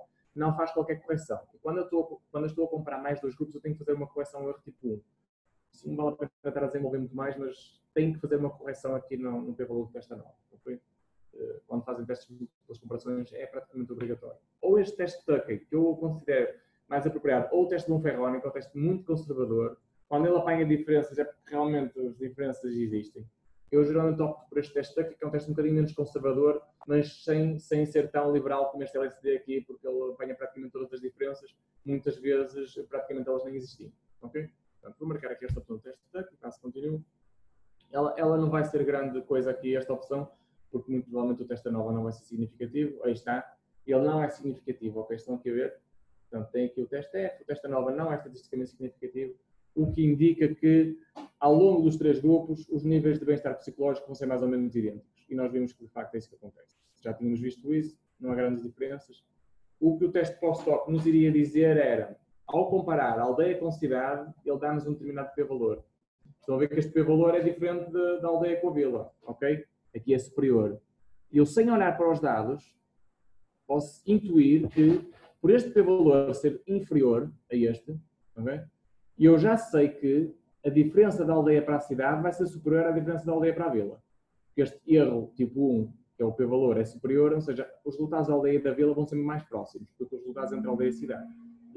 Vou confirmá-los então aqui. Portanto, os resultados de aldeia e cidade. Aldeia temos 19,19, cidade temos 20,67 e os resultados entre aldeia e vila são mais próximos. Aí está, portanto, 19 para 20,65 e aqui 19 para 20,67. O p-valor é também mais elevado aqui nesta comparação porque este desvio padrão é mais alto, ok? Sempre que nós tivermos desvios padrão mais elevados, os p-valores tendem também a ser mais altos, porque eu tenho mais heterogeneidade de dados ao longo da distribuição. Está bem? Também é uma coisa, é um detalhezinho técnico, não interessa muito para o reporte de dados, porque ninguém sequer menciona ou faz referência aos desvios padrão no texto. É um apêndice, como eu costumo dizer, surge ali um bocadinho ligado à média. É algo que é obrigatório reportar, você tem que reportar isso nas tabelas, tem que reportar isso nos textos, mas não se faz menção a isso. Okay? Simplesmente é algo que devem reportar. Pronto, finalizado que está o teste nova, vamos tentar então avançar para dar aqui um exemplo do que é um teste quadrado. Portanto, IMC categorizado versus residência. Então, nós vamos ver, por exemplo, se por residência há variação de IMC. Mais uma vez, vamos recorrer aqui às tables. Então, se vos mostrei isto, porque isto de facto é importante. Vamos manter isto aqui e vamos agora colocar aqui o IMC categorizado.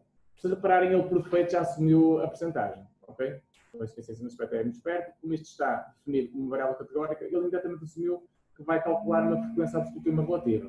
E muito bem. Portanto, é o que nós vamos deixá-lo assim. E então nós temos os dados apresentados desta forma. Eu sei que as pessoas que têm excesso de peso estão ligeiramente mais na vila. Provavelmente isto não será estatisticamente significativo, mas é o que me está aqui a mostrar a tabela. Okay? Portanto, eu agora, para obter o p-valor, faço Analyze, Descriptive Statistics, Raw Stats, e vou então colocar, estive na cidade, vila ou aldeia, vou colocar em column, que é como está na tabela, para a orientação ser a mesma. O IMC, vou colocá-lo na linha e agora, detalhe importante. Entrar aqui em estatísticas é obrigatório, marcar o φ quadrado. Okay? Marcar o φ de Kramer são os tamanhos de efeito associados ao φ quadrado. Alguns revisores solicitam isto que está aqui. O φ é para tabelas do tipo 2x2, que não é o caso, esta é uma tabela do tipo 3x2, ok? Mas peçam isto, que está aqui que é importante. Depois há um aspecto importante. Muitas vezes as pessoas esquecem-se de reportar o teste de Fisher porque ele não surge diretamente no SPSS. O teste de Fisher é uma alternativa ao teste de quadrado, onde não se cumpre o pressuposto do máximo de 20% de células com frequência esperada inferior a 5 do teste de quadrado. E quando esse pressuposto não está cumprido, é obrigatório reportar o teste de Fisher. O teste de Fisher não surge por defeito no SPSS em tabelas de tipo 2 N por N. Okay? Surge por defeito em tabelas de tipo 2 por 2. Ponto. Para surgir em tabelas tipo N por N, 3 por 2, 3 por 3, 4 por 3, etc. Tem que entrar aqui em Exact. Tem que marcar esta opção, que diz Exact, está aqui, para ser o teste do Fisher. E este time limit for test 5 minutes, isto está aqui é mesmo sério. O teste Fisher é tão exigente a nível computacional que o PC pode crashar enquanto vocês estão a fazer este teste. É mesmo a sério. Mesmo máquinas poderosas podem crashar porque o teste é um teste que usa permutações e então é um teste muito exigente a nível computacional. E se tiverem a lidar com tabelas 6x6 ou 6x7, até nem aconselho nada a usarem este teste. É preferível partirem para outra opção ou fazer concatenação de categorias, colapsar categorias, incluir, por exemplo, sei lá, a vila incluída na cidade. Nada aqui não vai ser grandes problemas porque é 3x2. Mas se eu tivesse, sei lá, 10 categorias, vila, cidade, aldeia, freguesia, qualquer coisa para fora, podia agregar categorias para me ser mais fácil depois a aplicação deste teste. Então, vamos dar aqui continuo, vamos dar OK. Se reparem, ele já está a demorar aqui um bocadinho, estão a ver aqui no cálculo das iterações, demora logo um bocadinho a computar o teste de Fisher. E então, o que é que acontece aqui? Por acaso ele aqui apanhou-me diferenças significativas. Ainda bem que às vezes isto não sai ao lado. A estatística é importante, por vezes surpreende. Como nós temos uma amostra muito grande, esta diferença que está aqui, 14,6% para 13,9% ou 13,2%, ele apanha como significativa. Se repararem aqui, eu tenho o cumprimento integral do pressuposto 0% de células têm frequência esperada inferior a 5, eu tenho que ter um máximo de 20%, ok? Então está completamente cumprido. Vou observar o texto de quadrado que está aqui, que me dá um valor de 14,78 e um nível de significância de 0,005. Ou seja, eu aqui poderia dizer que a prevalência de excesso de peso, ou melhor, que existe uma associação entre excesso de peso com a vila, ok? Em que a prevalência é superior nesse contexto de residência. Por outro lado, é inferior na aldeia, ok? Era aquilo que eu poderia tirar como conclusão. A nível do tamanho do efeito, é um tamanho do efeito reduzido, ok? É o V de Kramer, não esquecemos que estamos a lidar com uma tabela de 3x2, o FI é para tabelas do tipo 2x2 e o V de Kramer para tipos de tabela N por N. O tamanho de efeito é reduzido e é por isso que o tamanho de efeito é importante. Quando eu tenho amostras grandes, volto a frisar e a ressaltar este ponto, muitas vezes o valor é significativo, que é o caso. Tenho que observar o tamanho de efeito para perceber que a valia do resultado é reduzida. Ou seja, o valor é significativo, mas não é nada especial. Se eu tivesse que implementar uma medida de saúde pública, por exemplo, eu não iria fazer provavelmente aqui neste contexto, porque não estaria muito preocupado com esta diferença de um ponto percentual aqui entre a vila e a aldeia, ok? A menos que se estivesse a tratar de, sei lá, 1 ou 2 milhões de habitantes obesos, em que eu poderia ficar preocupado, penso que não será o caso, eu não, se calhar não iria intervir aqui. Por isso é que o tamanho do efeito tem uma importância relevante. Okay? Vamos avançar então aqui, por exemplo, para o texto, coeficiente de regulação, para cobrirmos aqui mesmo o básico. Então, vamos aqui, Wittgenstein, Rosenberg. Vou mostrar então o que devem fazer quando queremos relacionar variáveis contínuas. Então, o coeficiente de regulação de Pearson ou Spearman serve para nós relacionarmos variáveis contínuas. O coeficiente de regulação de Spearman, em particular, também pode ser aplicado a variáveis contínuas, ordinais, ou quando não está a normalidade garantida nas variáveis contínuas. Mais uma vez, como é que começa a normalidade nas variáveis contínuas? Eu começo aqui neste menu. Portanto, vou aqui buscar aqui o bem-estar psicológico. Por acaso eu não tenho aqui estas escalas do Rosenberg. Não faz mal. Eu vou.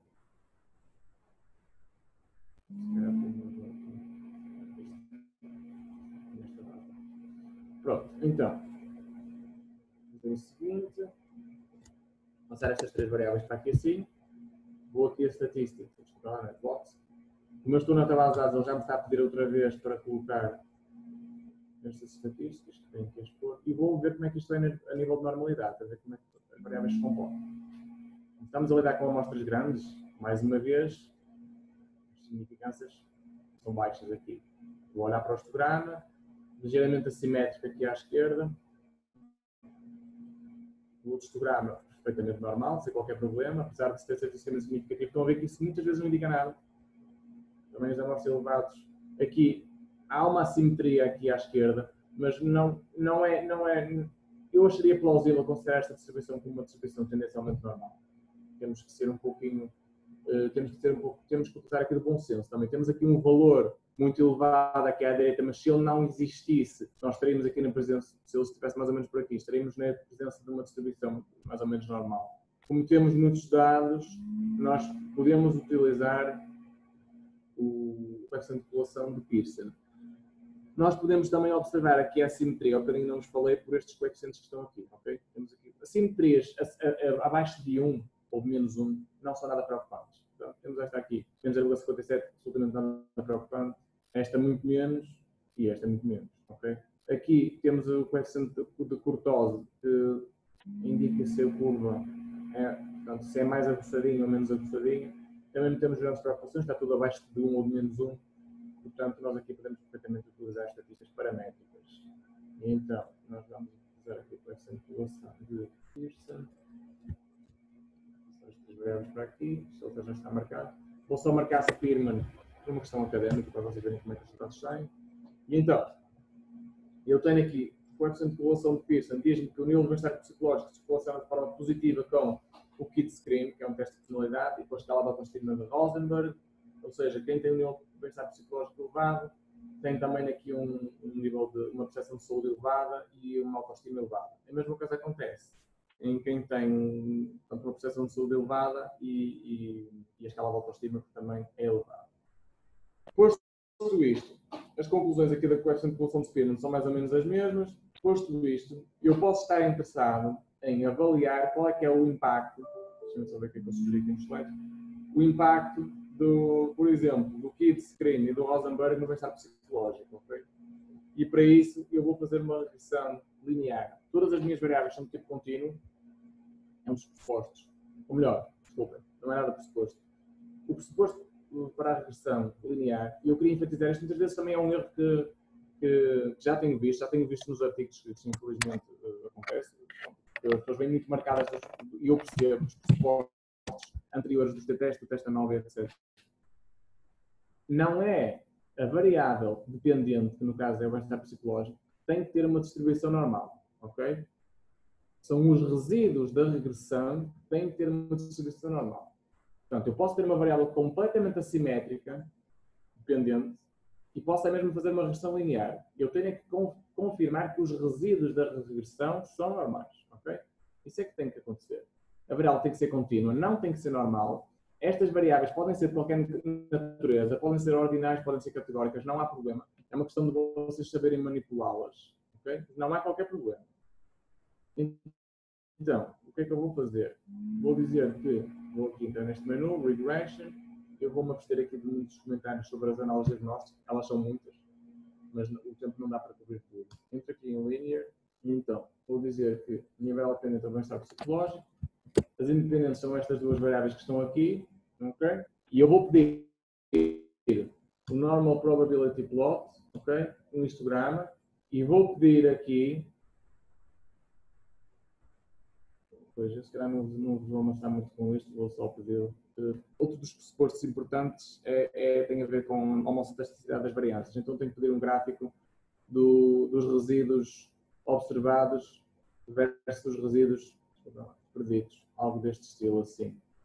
Eu não me vou alongar muito sobre isto. Isto é que é extremamente importante. Vocês têm que, aqui no seio, guardar os resíduos padronizados. Okay? Guardam-nos. Ele vai criar uma variável nova com os resíduos padronizados. E esta variável tem que ter uma distribuição normal. Okay? Vou fazer continue. Vou fazer OK. Ele vai criar aqui a minha versãozinha. Aliás, eu, com aquele menuzinho já, com aquela marcação que eu fiz ali há bocadinho no menu, ele já me tirou aqui o histograma. Okay? Vocês veem que o histograma é perfeitamente normal. A nível de resíduos estamos conversados. Perfeito esta regressão. Não há qualquer problema. A nível da homoceitasticidade, sem qualquer problema, não há qualquer tendência aqui. Se eu tiver um padrão deste estilo assim, ou um padrão deste estilo assim, que eu posso estar preocupado, ter um padrão completamente aleatório, não estou nada preocupado com esta regressão. Esta variável que está aqui foi o ZR1, geralmente não pode conter valores inferiores a menos 3 ou superiores a 3.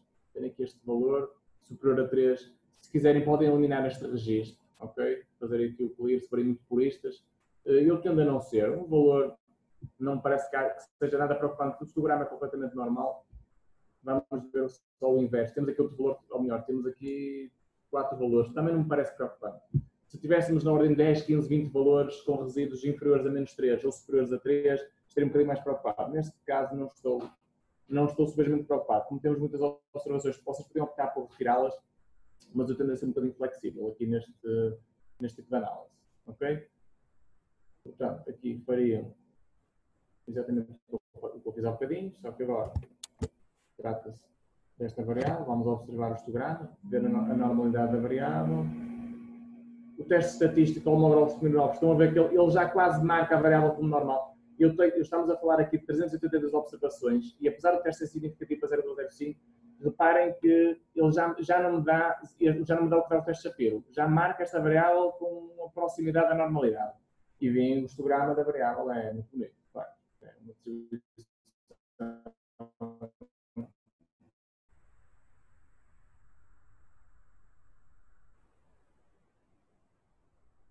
aproximadamente normal, sem grande.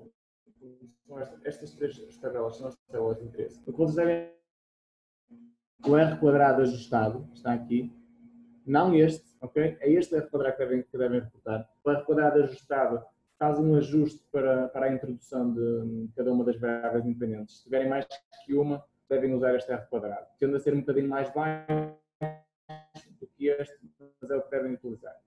O que este valor indica é que 60% das variáveis independentes explicam a variável dependente. Okay? Este teste ANOVA diz-nos que há pelo menos uma variável que tem impacto na variável dependente. Okay? Ele é completamente significativo, é abaixo de 0,01.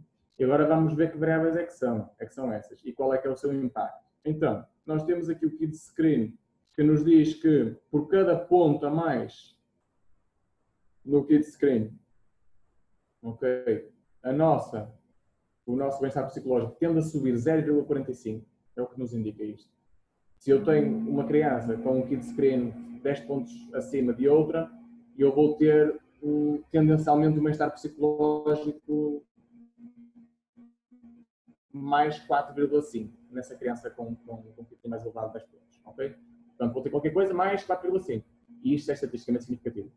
Aqui na escala de Rosenberg, se eu tenho uma criança com, ou melhor, por cada ponto acima da escala de Rosenberg, eu vou ter um bem-estar psicológico 0, portanto, mais elevado 0,405. Atenção que isto não é uma multiplicação, é mesmo mais 0,405. Se eu estiver a fazer um cálculo em que eu tinha um Kid Screen de 10 e uma escala de Rosenberg de 10, o que eu faria era, na regressão, menos, que portanto, é a minha constante, é o ponto inicial da minha regressão, isto é, portanto, é matemática, eu sei que isto é um bocado ridículo, nós não vamos ter valores de bem-estar psicológicos negativos, mas eu teria menos 5,315 mais 10 vezes 0,451, caso a criança tivesse um Kid Screen de 10, mais 10 vezes 0,405, caso a criança tivesse um Kid Screen, um Rosenberg de 10. Okay? E era assim que eu prediria, melhor dizendo, os resultados dessa criança.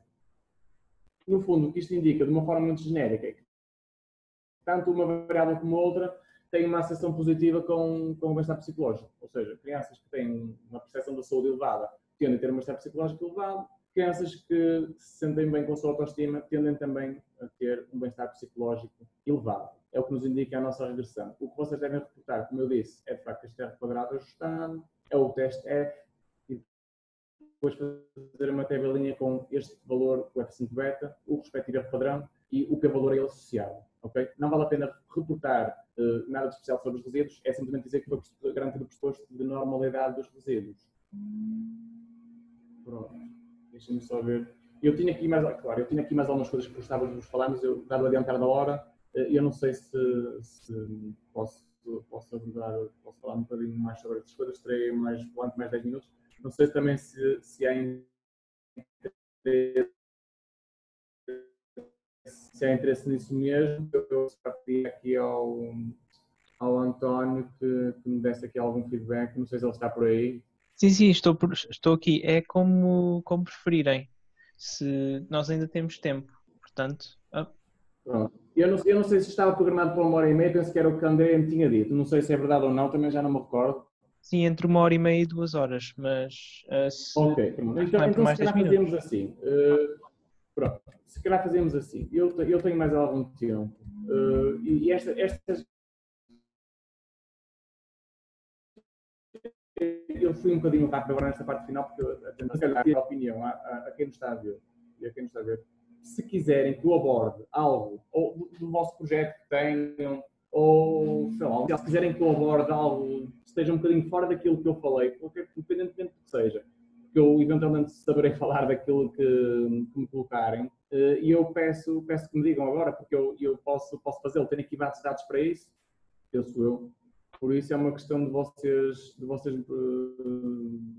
questionarem, eu posso fazê-lo. Boa tarde, consegue-me ouvir? Perfeitamente, sim. Eu por acaso tenho uma dúvida, mas não sei se posso monopolizar assim a sessão. Mas quando nós temos uma variável em que e permitimos que essa mesma pergunta tivesse várias respostas, como é que se analisam essas variáveis? Ok, muito bem. Então é assim, muito bem. Eu agradeço a questão. É de facto uma questão pertinente e vai ser útil para toda a gente.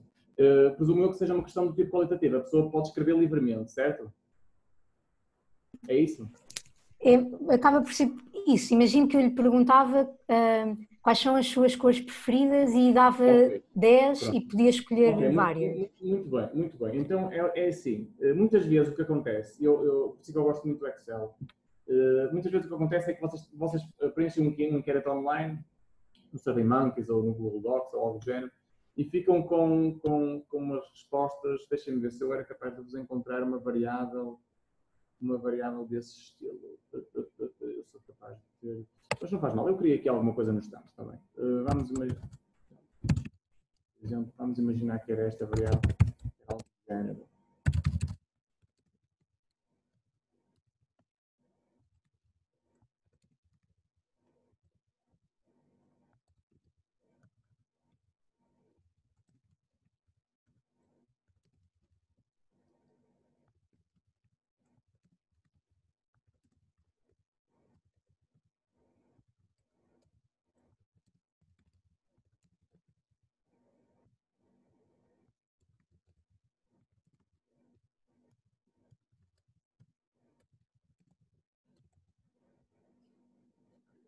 Como é que se chama que eu não apanhei? Inês. Inês, era algo do género, não é? Sim, exatamente. Muitas vezes acontece isto, vocês fazem um inquérito qualquer e as pessoas respondem, por exemplo, quais foram os principais motivos que levaram a vir à consulta da MGR, por exemplo. E as pessoas respondem o que lhes apetece, ou então até respondem lá as opções que vocês colocam, mas o SurveyMonkey ou o Google Docs muitas vezes dá-vos este tipo de resposta. Dá bronca, não é? Porque vocês para analisar isto é complicado. Então o que é que vocês devem fazer? Se receberem dados neste formato, ou mesmo que seja num formato puramente string, não é? Cadeias de texto, podem utilizar aqui uma ferramenta do Excel que é a seguinte, não sei se já conhecem ou não, se não conhecerem eu vou mostrar. Utilizam isto, passar texto para colunas, ok? Vêm aqui assim, então dizem que os textos são separados por vírgulas ou tabulações, vamos avançar. No caso não há uma tabulação, é um ponto e vírgula, ok? Seguinte, concluído, ok? Estão a ver, ele separou-vos imediatamente em 3 colunas, certo? Então, agora o que é que vocês podem fazer? Isto sendo assim, parece muito simples, porque eu só tenho pouquinhas cores, tenho poucos doentes. Isto é tão mais complexo quando eu tenho uma base de dados de 200 mil sujeitos. Se tiver uma base de dados muito grande, fazer isto da mão é extremamente complexo. Então o que é que eu vou fazer? Eu vou criar aquilo que se chama variáveis dummy, de forma manual, ok? Então, eu coloco aqui azul, coloco aqui verde, eu sei que são as cores que surgem, não é? Cinza, mais cores surgem, preto, ok? Este exercício ainda é manual. Branco.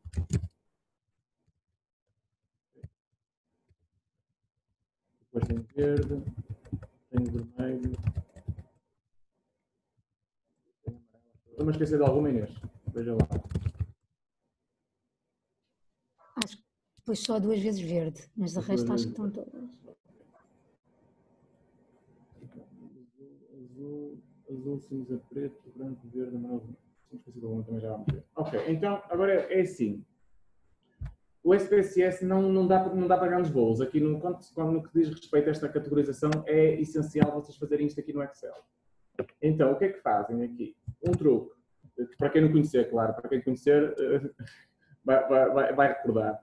Então, eu vou fazer o seguinte, eu vou contar se, ok? Contar se o quê? Então, eu vou contar nestas células que eu tenho aqui, em todas estas, vou contar se, o quê? Se eu tiver azul, ok? Portanto, abro aspas e faço isto, ok? Então, ele conta-me se eu tiver azul, certo? Faço isto e depois faço isto, ok? Aqui, desculpem lá, não era para fazer isto. Aqui, ele vai contar se azul em cada um das colunas, ok? Então ele só conta aqui, que é um tem, ok? Desculpem lá, aqui não tem, porque é que não está, porque é que não está a aparecer aqui, preto, branco, azul.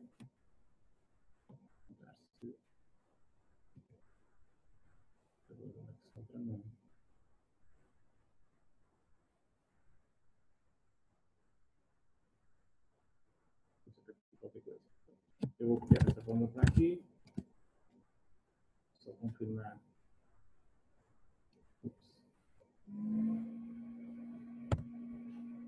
Vou encontrar este para cinza. O que estamos aqui a fazer no fundo são um processo de variáveis dummy. Eu estou a contar manualmente no seu Excel que está a fazer por mim, não é? ter aqui cinza.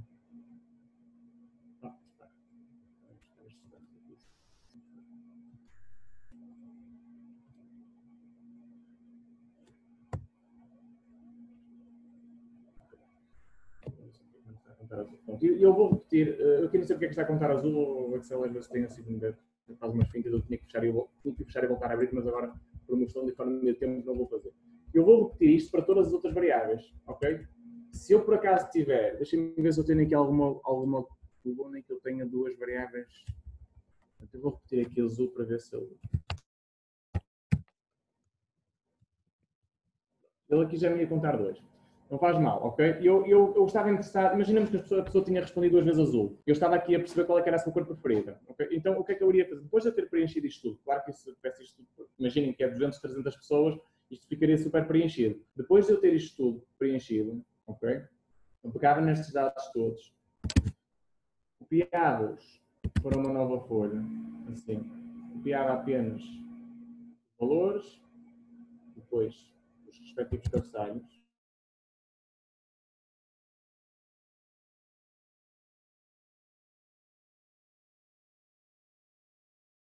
Portanto, se fosse 2, por exemplo, substituir por 1 e por aí fora, se eu tivesse 3 e por aí fora, eu aqui só vou só repetir estes valores aqui só para não perdermos muito tempo.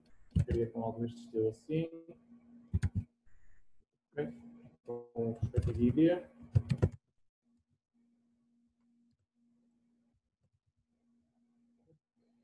E depois passar isto para um SPSS, ok? Como eu sei que no SPSS as variáveis estão em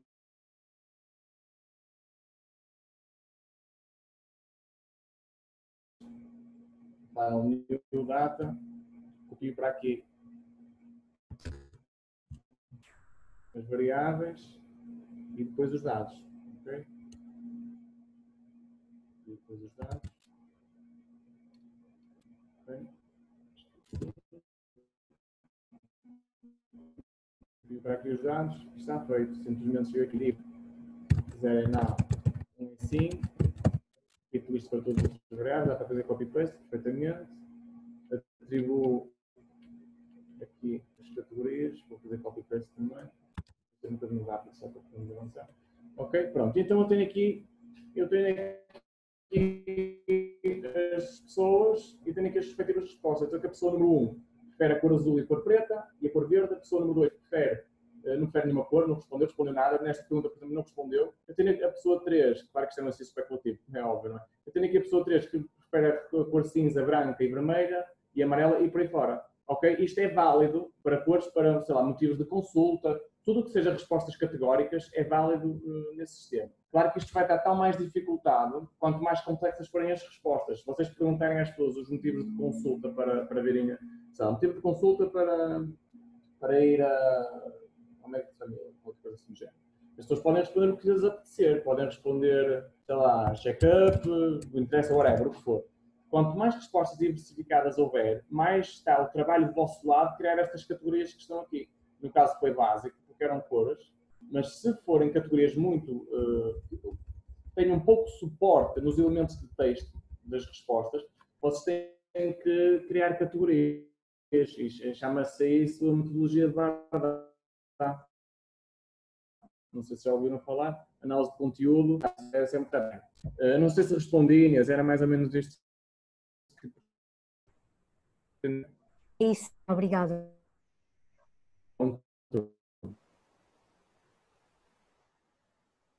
Mais dúvidas que vocês tenham que eu possa responder?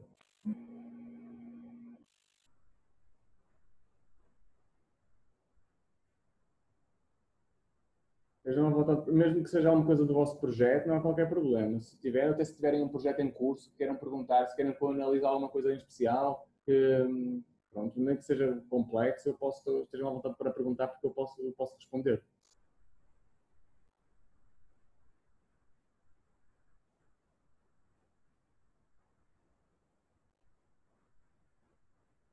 Pronto, se ninguém mais tem dúvidas, eu posso avançar. Vou entrar aqui, vamos até às 8.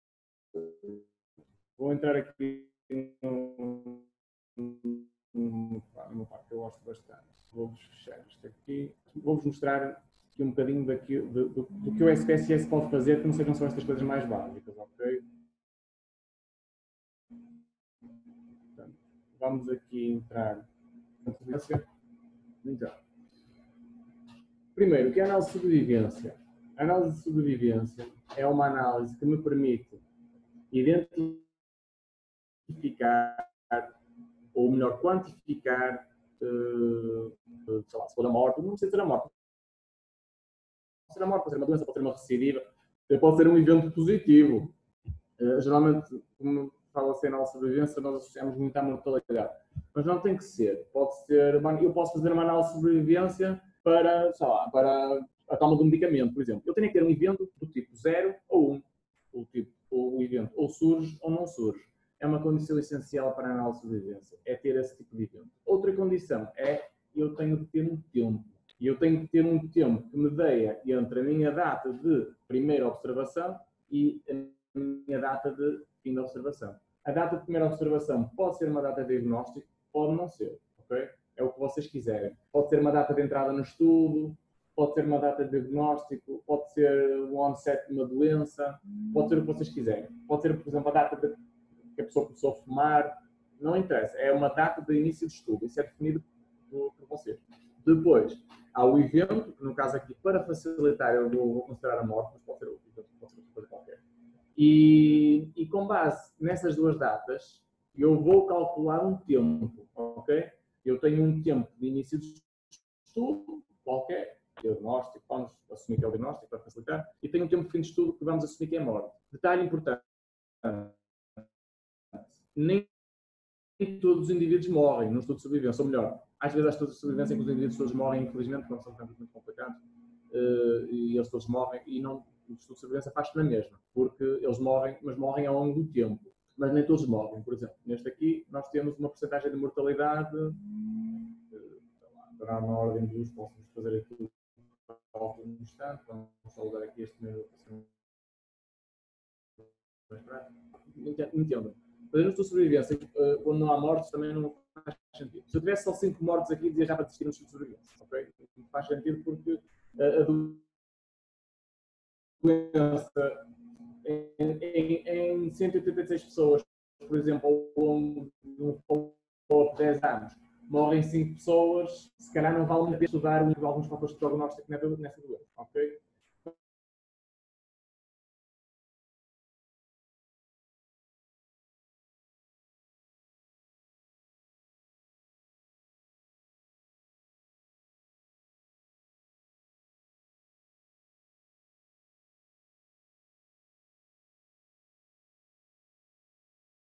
E vou utilizar essencialmente dois tipos de análise. Uma análise do tipo Kaplan-Meier é um estimador Kaplan-Meier que permite identificar e calcular, eu vou-lhe chamar proporção, mas isto não é uma proporção, isto é uma estimativa de mortalidade, que contempla as censuras. Ou então uma regressão de Cox. A regressão de Cox permite perceber a associação de alguns preditores para a mortalidade.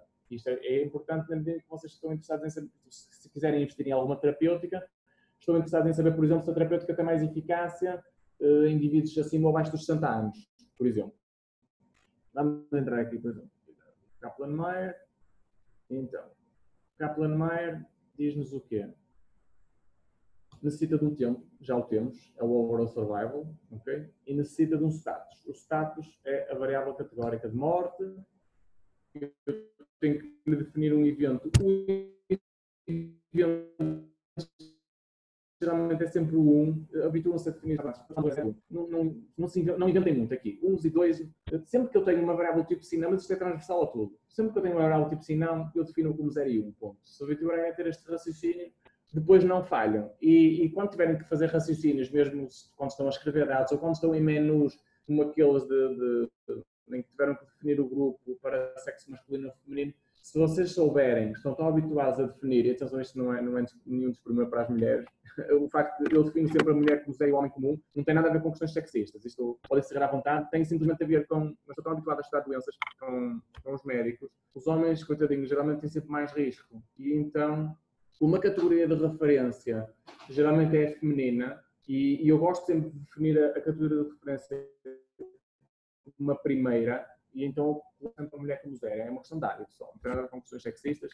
Os homens, como coitadinhos, simplesmente têm mais fatores de risco, ou morrem mais, e então a categoria de referência é sempre a mulher. Para definir risco, define-se sempre o risco do homem morrer em relação à mulher, porque grande parte das doenças, como vocês já sabem muito melhor do que eu, a não ser aquelas que são específicas das mulheres, como é óbvio, grande parte das doenças são mais arriscadas para os homens. Então, mas aqui não tem nada a ver, no caso aqui não estamos a falar do evento da mortalidade, do filo comum, e vou então aqui a algo muito importante, tenho que clicar aqui no Survival Plot para ele me mostrar o gráfico de sobrevivência deste campo, ok? Então, vamos ver como é que isto funciona, este gráfico de sobrevivência, ele tira-me aqui nesta tabelinha, mas eu quero já mostrar o gráfico de sobrevivência. Aqui está ele, podem ver, esta é a função de sobrevivência, então, se isto está em meses, eu sei que 5 anos são 60 meses, um campo geralmente define 60 meses, geralmente vem por aqui acima, e estamos aqui a apontar para uma estimativa muito, eu diria muito boa, bastante boa de sobrevivência aos 5 anos, estamos a falar de 70 e tal %. Para confirmar isso, eu venho aqui a esta tabela de sobrevivência, ok? Está aqui. E então, eu vou ver no tempo onde é que estão os 60 meses, ok? Venho por aqui fora e boa. Não tenho nenhum tempo com 60 meses, ou seja, não tenho nenhum doente classificado com um tempo de 60. Ótimo, porque isto é importante para eu vos explicar isto. Não importa. Eu quero um doente, eu quero saber qual é a estimativa da mortalidade aos 60 anos. Então, eu vou ver, ok, qual é que era a estimativa imediatamente anterior aos 60 anos. Não é esta que eu observo, ok? Eu sei que aos 60,3 anos, meses, desculpem, estou a dizer disparates, aos 60,3 meses morreu uma pessoa, tem aqui o IS. E a estimativa de sobrevivência neste ponto, aos 60,3 meses, é 76,9%, estimativa Kaplan-Meier. Mas eu quero a estimativa aos 60 meses. Então, eu vou andar para trás. Não tenho aqui porque o doente não morreu. Não tenho aqui porque o doente não morreu. Tenho aqui, então é 77,9%. Aos 60 meses, este campo tem uma estimativa de sobrevivência de 77,9%. Ok? É o que isto nos indica. Pronto. Podem ver aqui no gráfico. Agora, mais interessante do que isto, é ver na realidade como é que é a sobrevivência de um cancro. Mais interessante do que isto é ver como é que ele se comporta com base num conjunto de variáveis. Ainda aqui no Kaplan-Meier, eu vou aqui, por exemplo, vamos aqui ver por género. Ok? Então eu passo o género aqui para factor para comparar por género. E aqui entre em compare factor e vou pedir estes 3 testes. Eu não os vou explicar porque não temos tempo, mas se quiserem pesquisem um bocadinho sobre estes testes. E este é muito utilizado quando as curvas não se cruzam, porque ele atribui-lhe um peso mais elevado ao início das curvas. Mas tenho que fazer uma pesquisa aqui porque, de facto, não é demasiada informação. Ok? E aqui o meu gráficozinho é separar por homem e por mulher. E vocês veem aqui uma clara separação. Ora, palavras não eram ditas quando estão aqui a ver que os homens, coitadinhos, não é, têm muito mais risco. Não é? Por isso é que eu estava mesmo a dizer que isto não tem nada a ver com sexismo, simplesmente tem a ver com realidade. Então, neste campo, os homens morrem mais. Mas será que é significativo? É. Vejam no teste de log-rank que é estatisticamente significativa a diferença entre homens e mulheres no que diz respeito às estimativas de sobrevivência. Então, nós vamos aqui ver como. Vamos aos 60 meses, por exemplo, ou até vamos aos 12 meses. Por exemplo, vamos ver aos 12 meses o que acontece nas mulheres. Vamos aqui aos 12, ainda bem, não há problema nenhum. Temos aos 13,80, não estamos interessados. Aos 12 não temos nenhuma. Vamos à primeira que nos surge, esta.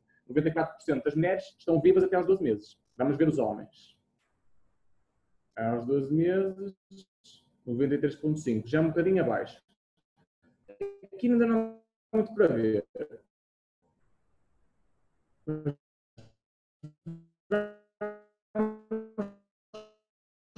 Aos 60, então. Nas mulheres, aos 60 meses, temos as mulheres. 67,1, ok?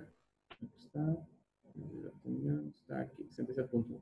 Nos homens, desculpem lá, estou a dizer ao contrário. Nos homens é que temos 67,1, ok? Nas mulheres, vamos ver quanto é que temos. Aos 60 meses. Aos 60, 86. Não estão a ver a diferença. As mulheres, aos 60 meses ou 5 anos, este cancro está-lhes com uma taxa de sobrevivência de 36%, ou seja, já morrem 14%. Nos homens, pronto, aí está, aos 60 meses, aqui está, aqui, 67,1. já morreram cerca de 23%, muito mais do que as mulheres. Ok? Portanto, isso posso facilmente comprovar aqui nesta curva. A mesma coisa podemos fazer para a idade, por exemplo. Survival. Desculpa lá, isto é o que vamos ver a seguir. Survival, Kaplan-Meier. Para a idade, isto já está tudo preparado, não é? Isto foi tudo categorizado, não é? Esta idade foi categorizada a partir desta, aquilo que eu já vos mostrei um bocadinho. Ok? Pronto, vamos ver então aqui para a idade as coisas funcionam da mesma forma. Ora, aí está. Também temos aqui uma clara separação entre a idade. Os indivíduos mais velhos tendem a morrer mais. Veem que a curva de sobrevivência deles é pior, não é? E é estatisticamente significativo. Temos aqui um P inferior a 0,05. Morre mais gente acima dos 60 do que abaixo dos 60. Vamos ver agora como. Esta tabela é acima dos 60. Vamos ver aos 60 meses o que é que acontece. 60, onde é que tu estás? Ainda não estás aqui. Vamos então aqui, 71,1% versus aos 60 meses aqui. Estão a ver aqui aos 60 isto não, 89,2%. Estão a ver que a diferença é brutal. Portanto, a idade tem claramente um impacto aqui no risco de mortalidade.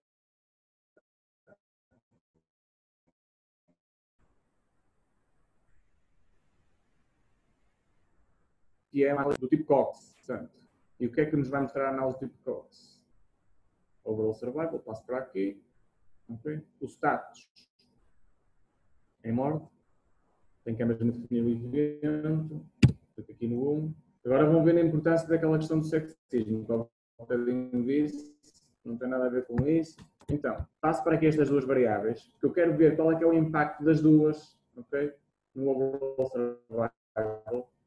E tenho que fazer uma coisa muito importante. Como elas são do tipo categórico, as duas, eu tenho que entrar aqui em categorical, ok?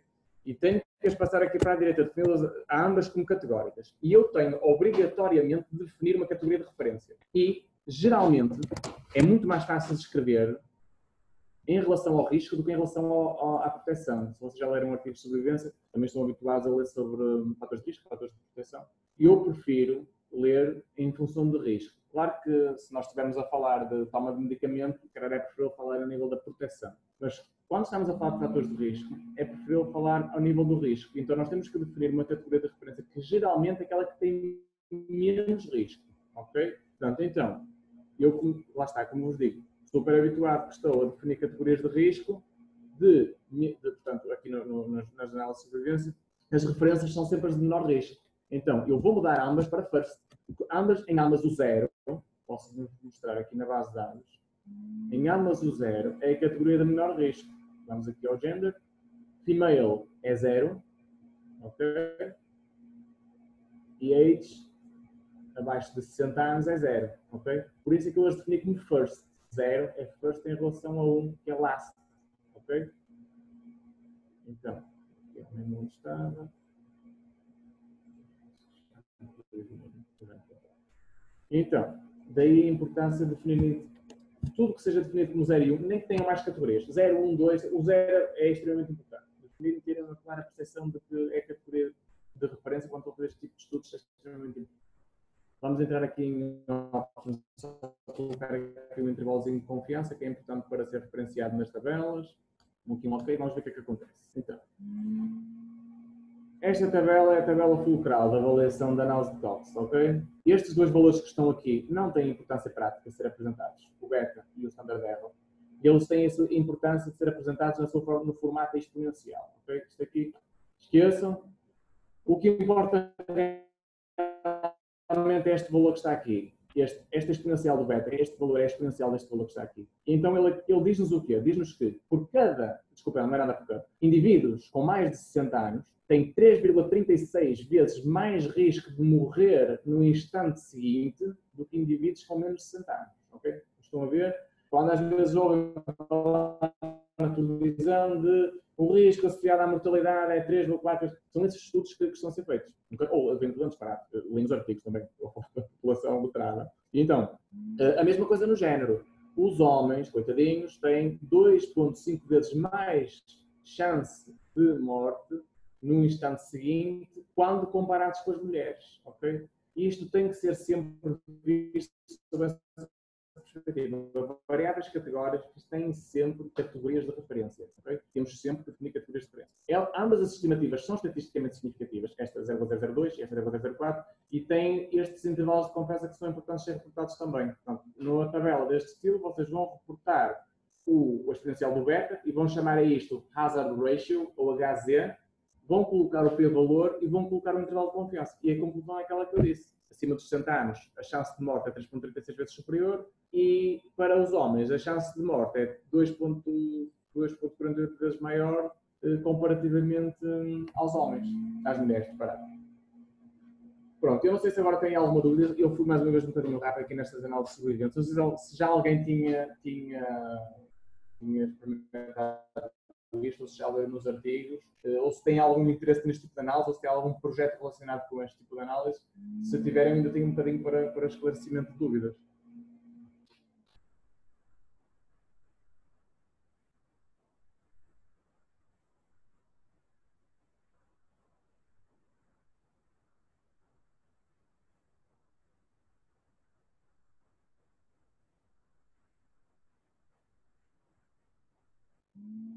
Pronto, António, não sei se calhar se não houver dúvidas, sim, penso ou sobre que... isto, ou dúvidas genéricas, vamos se calhar por encerrada aqui a sessão.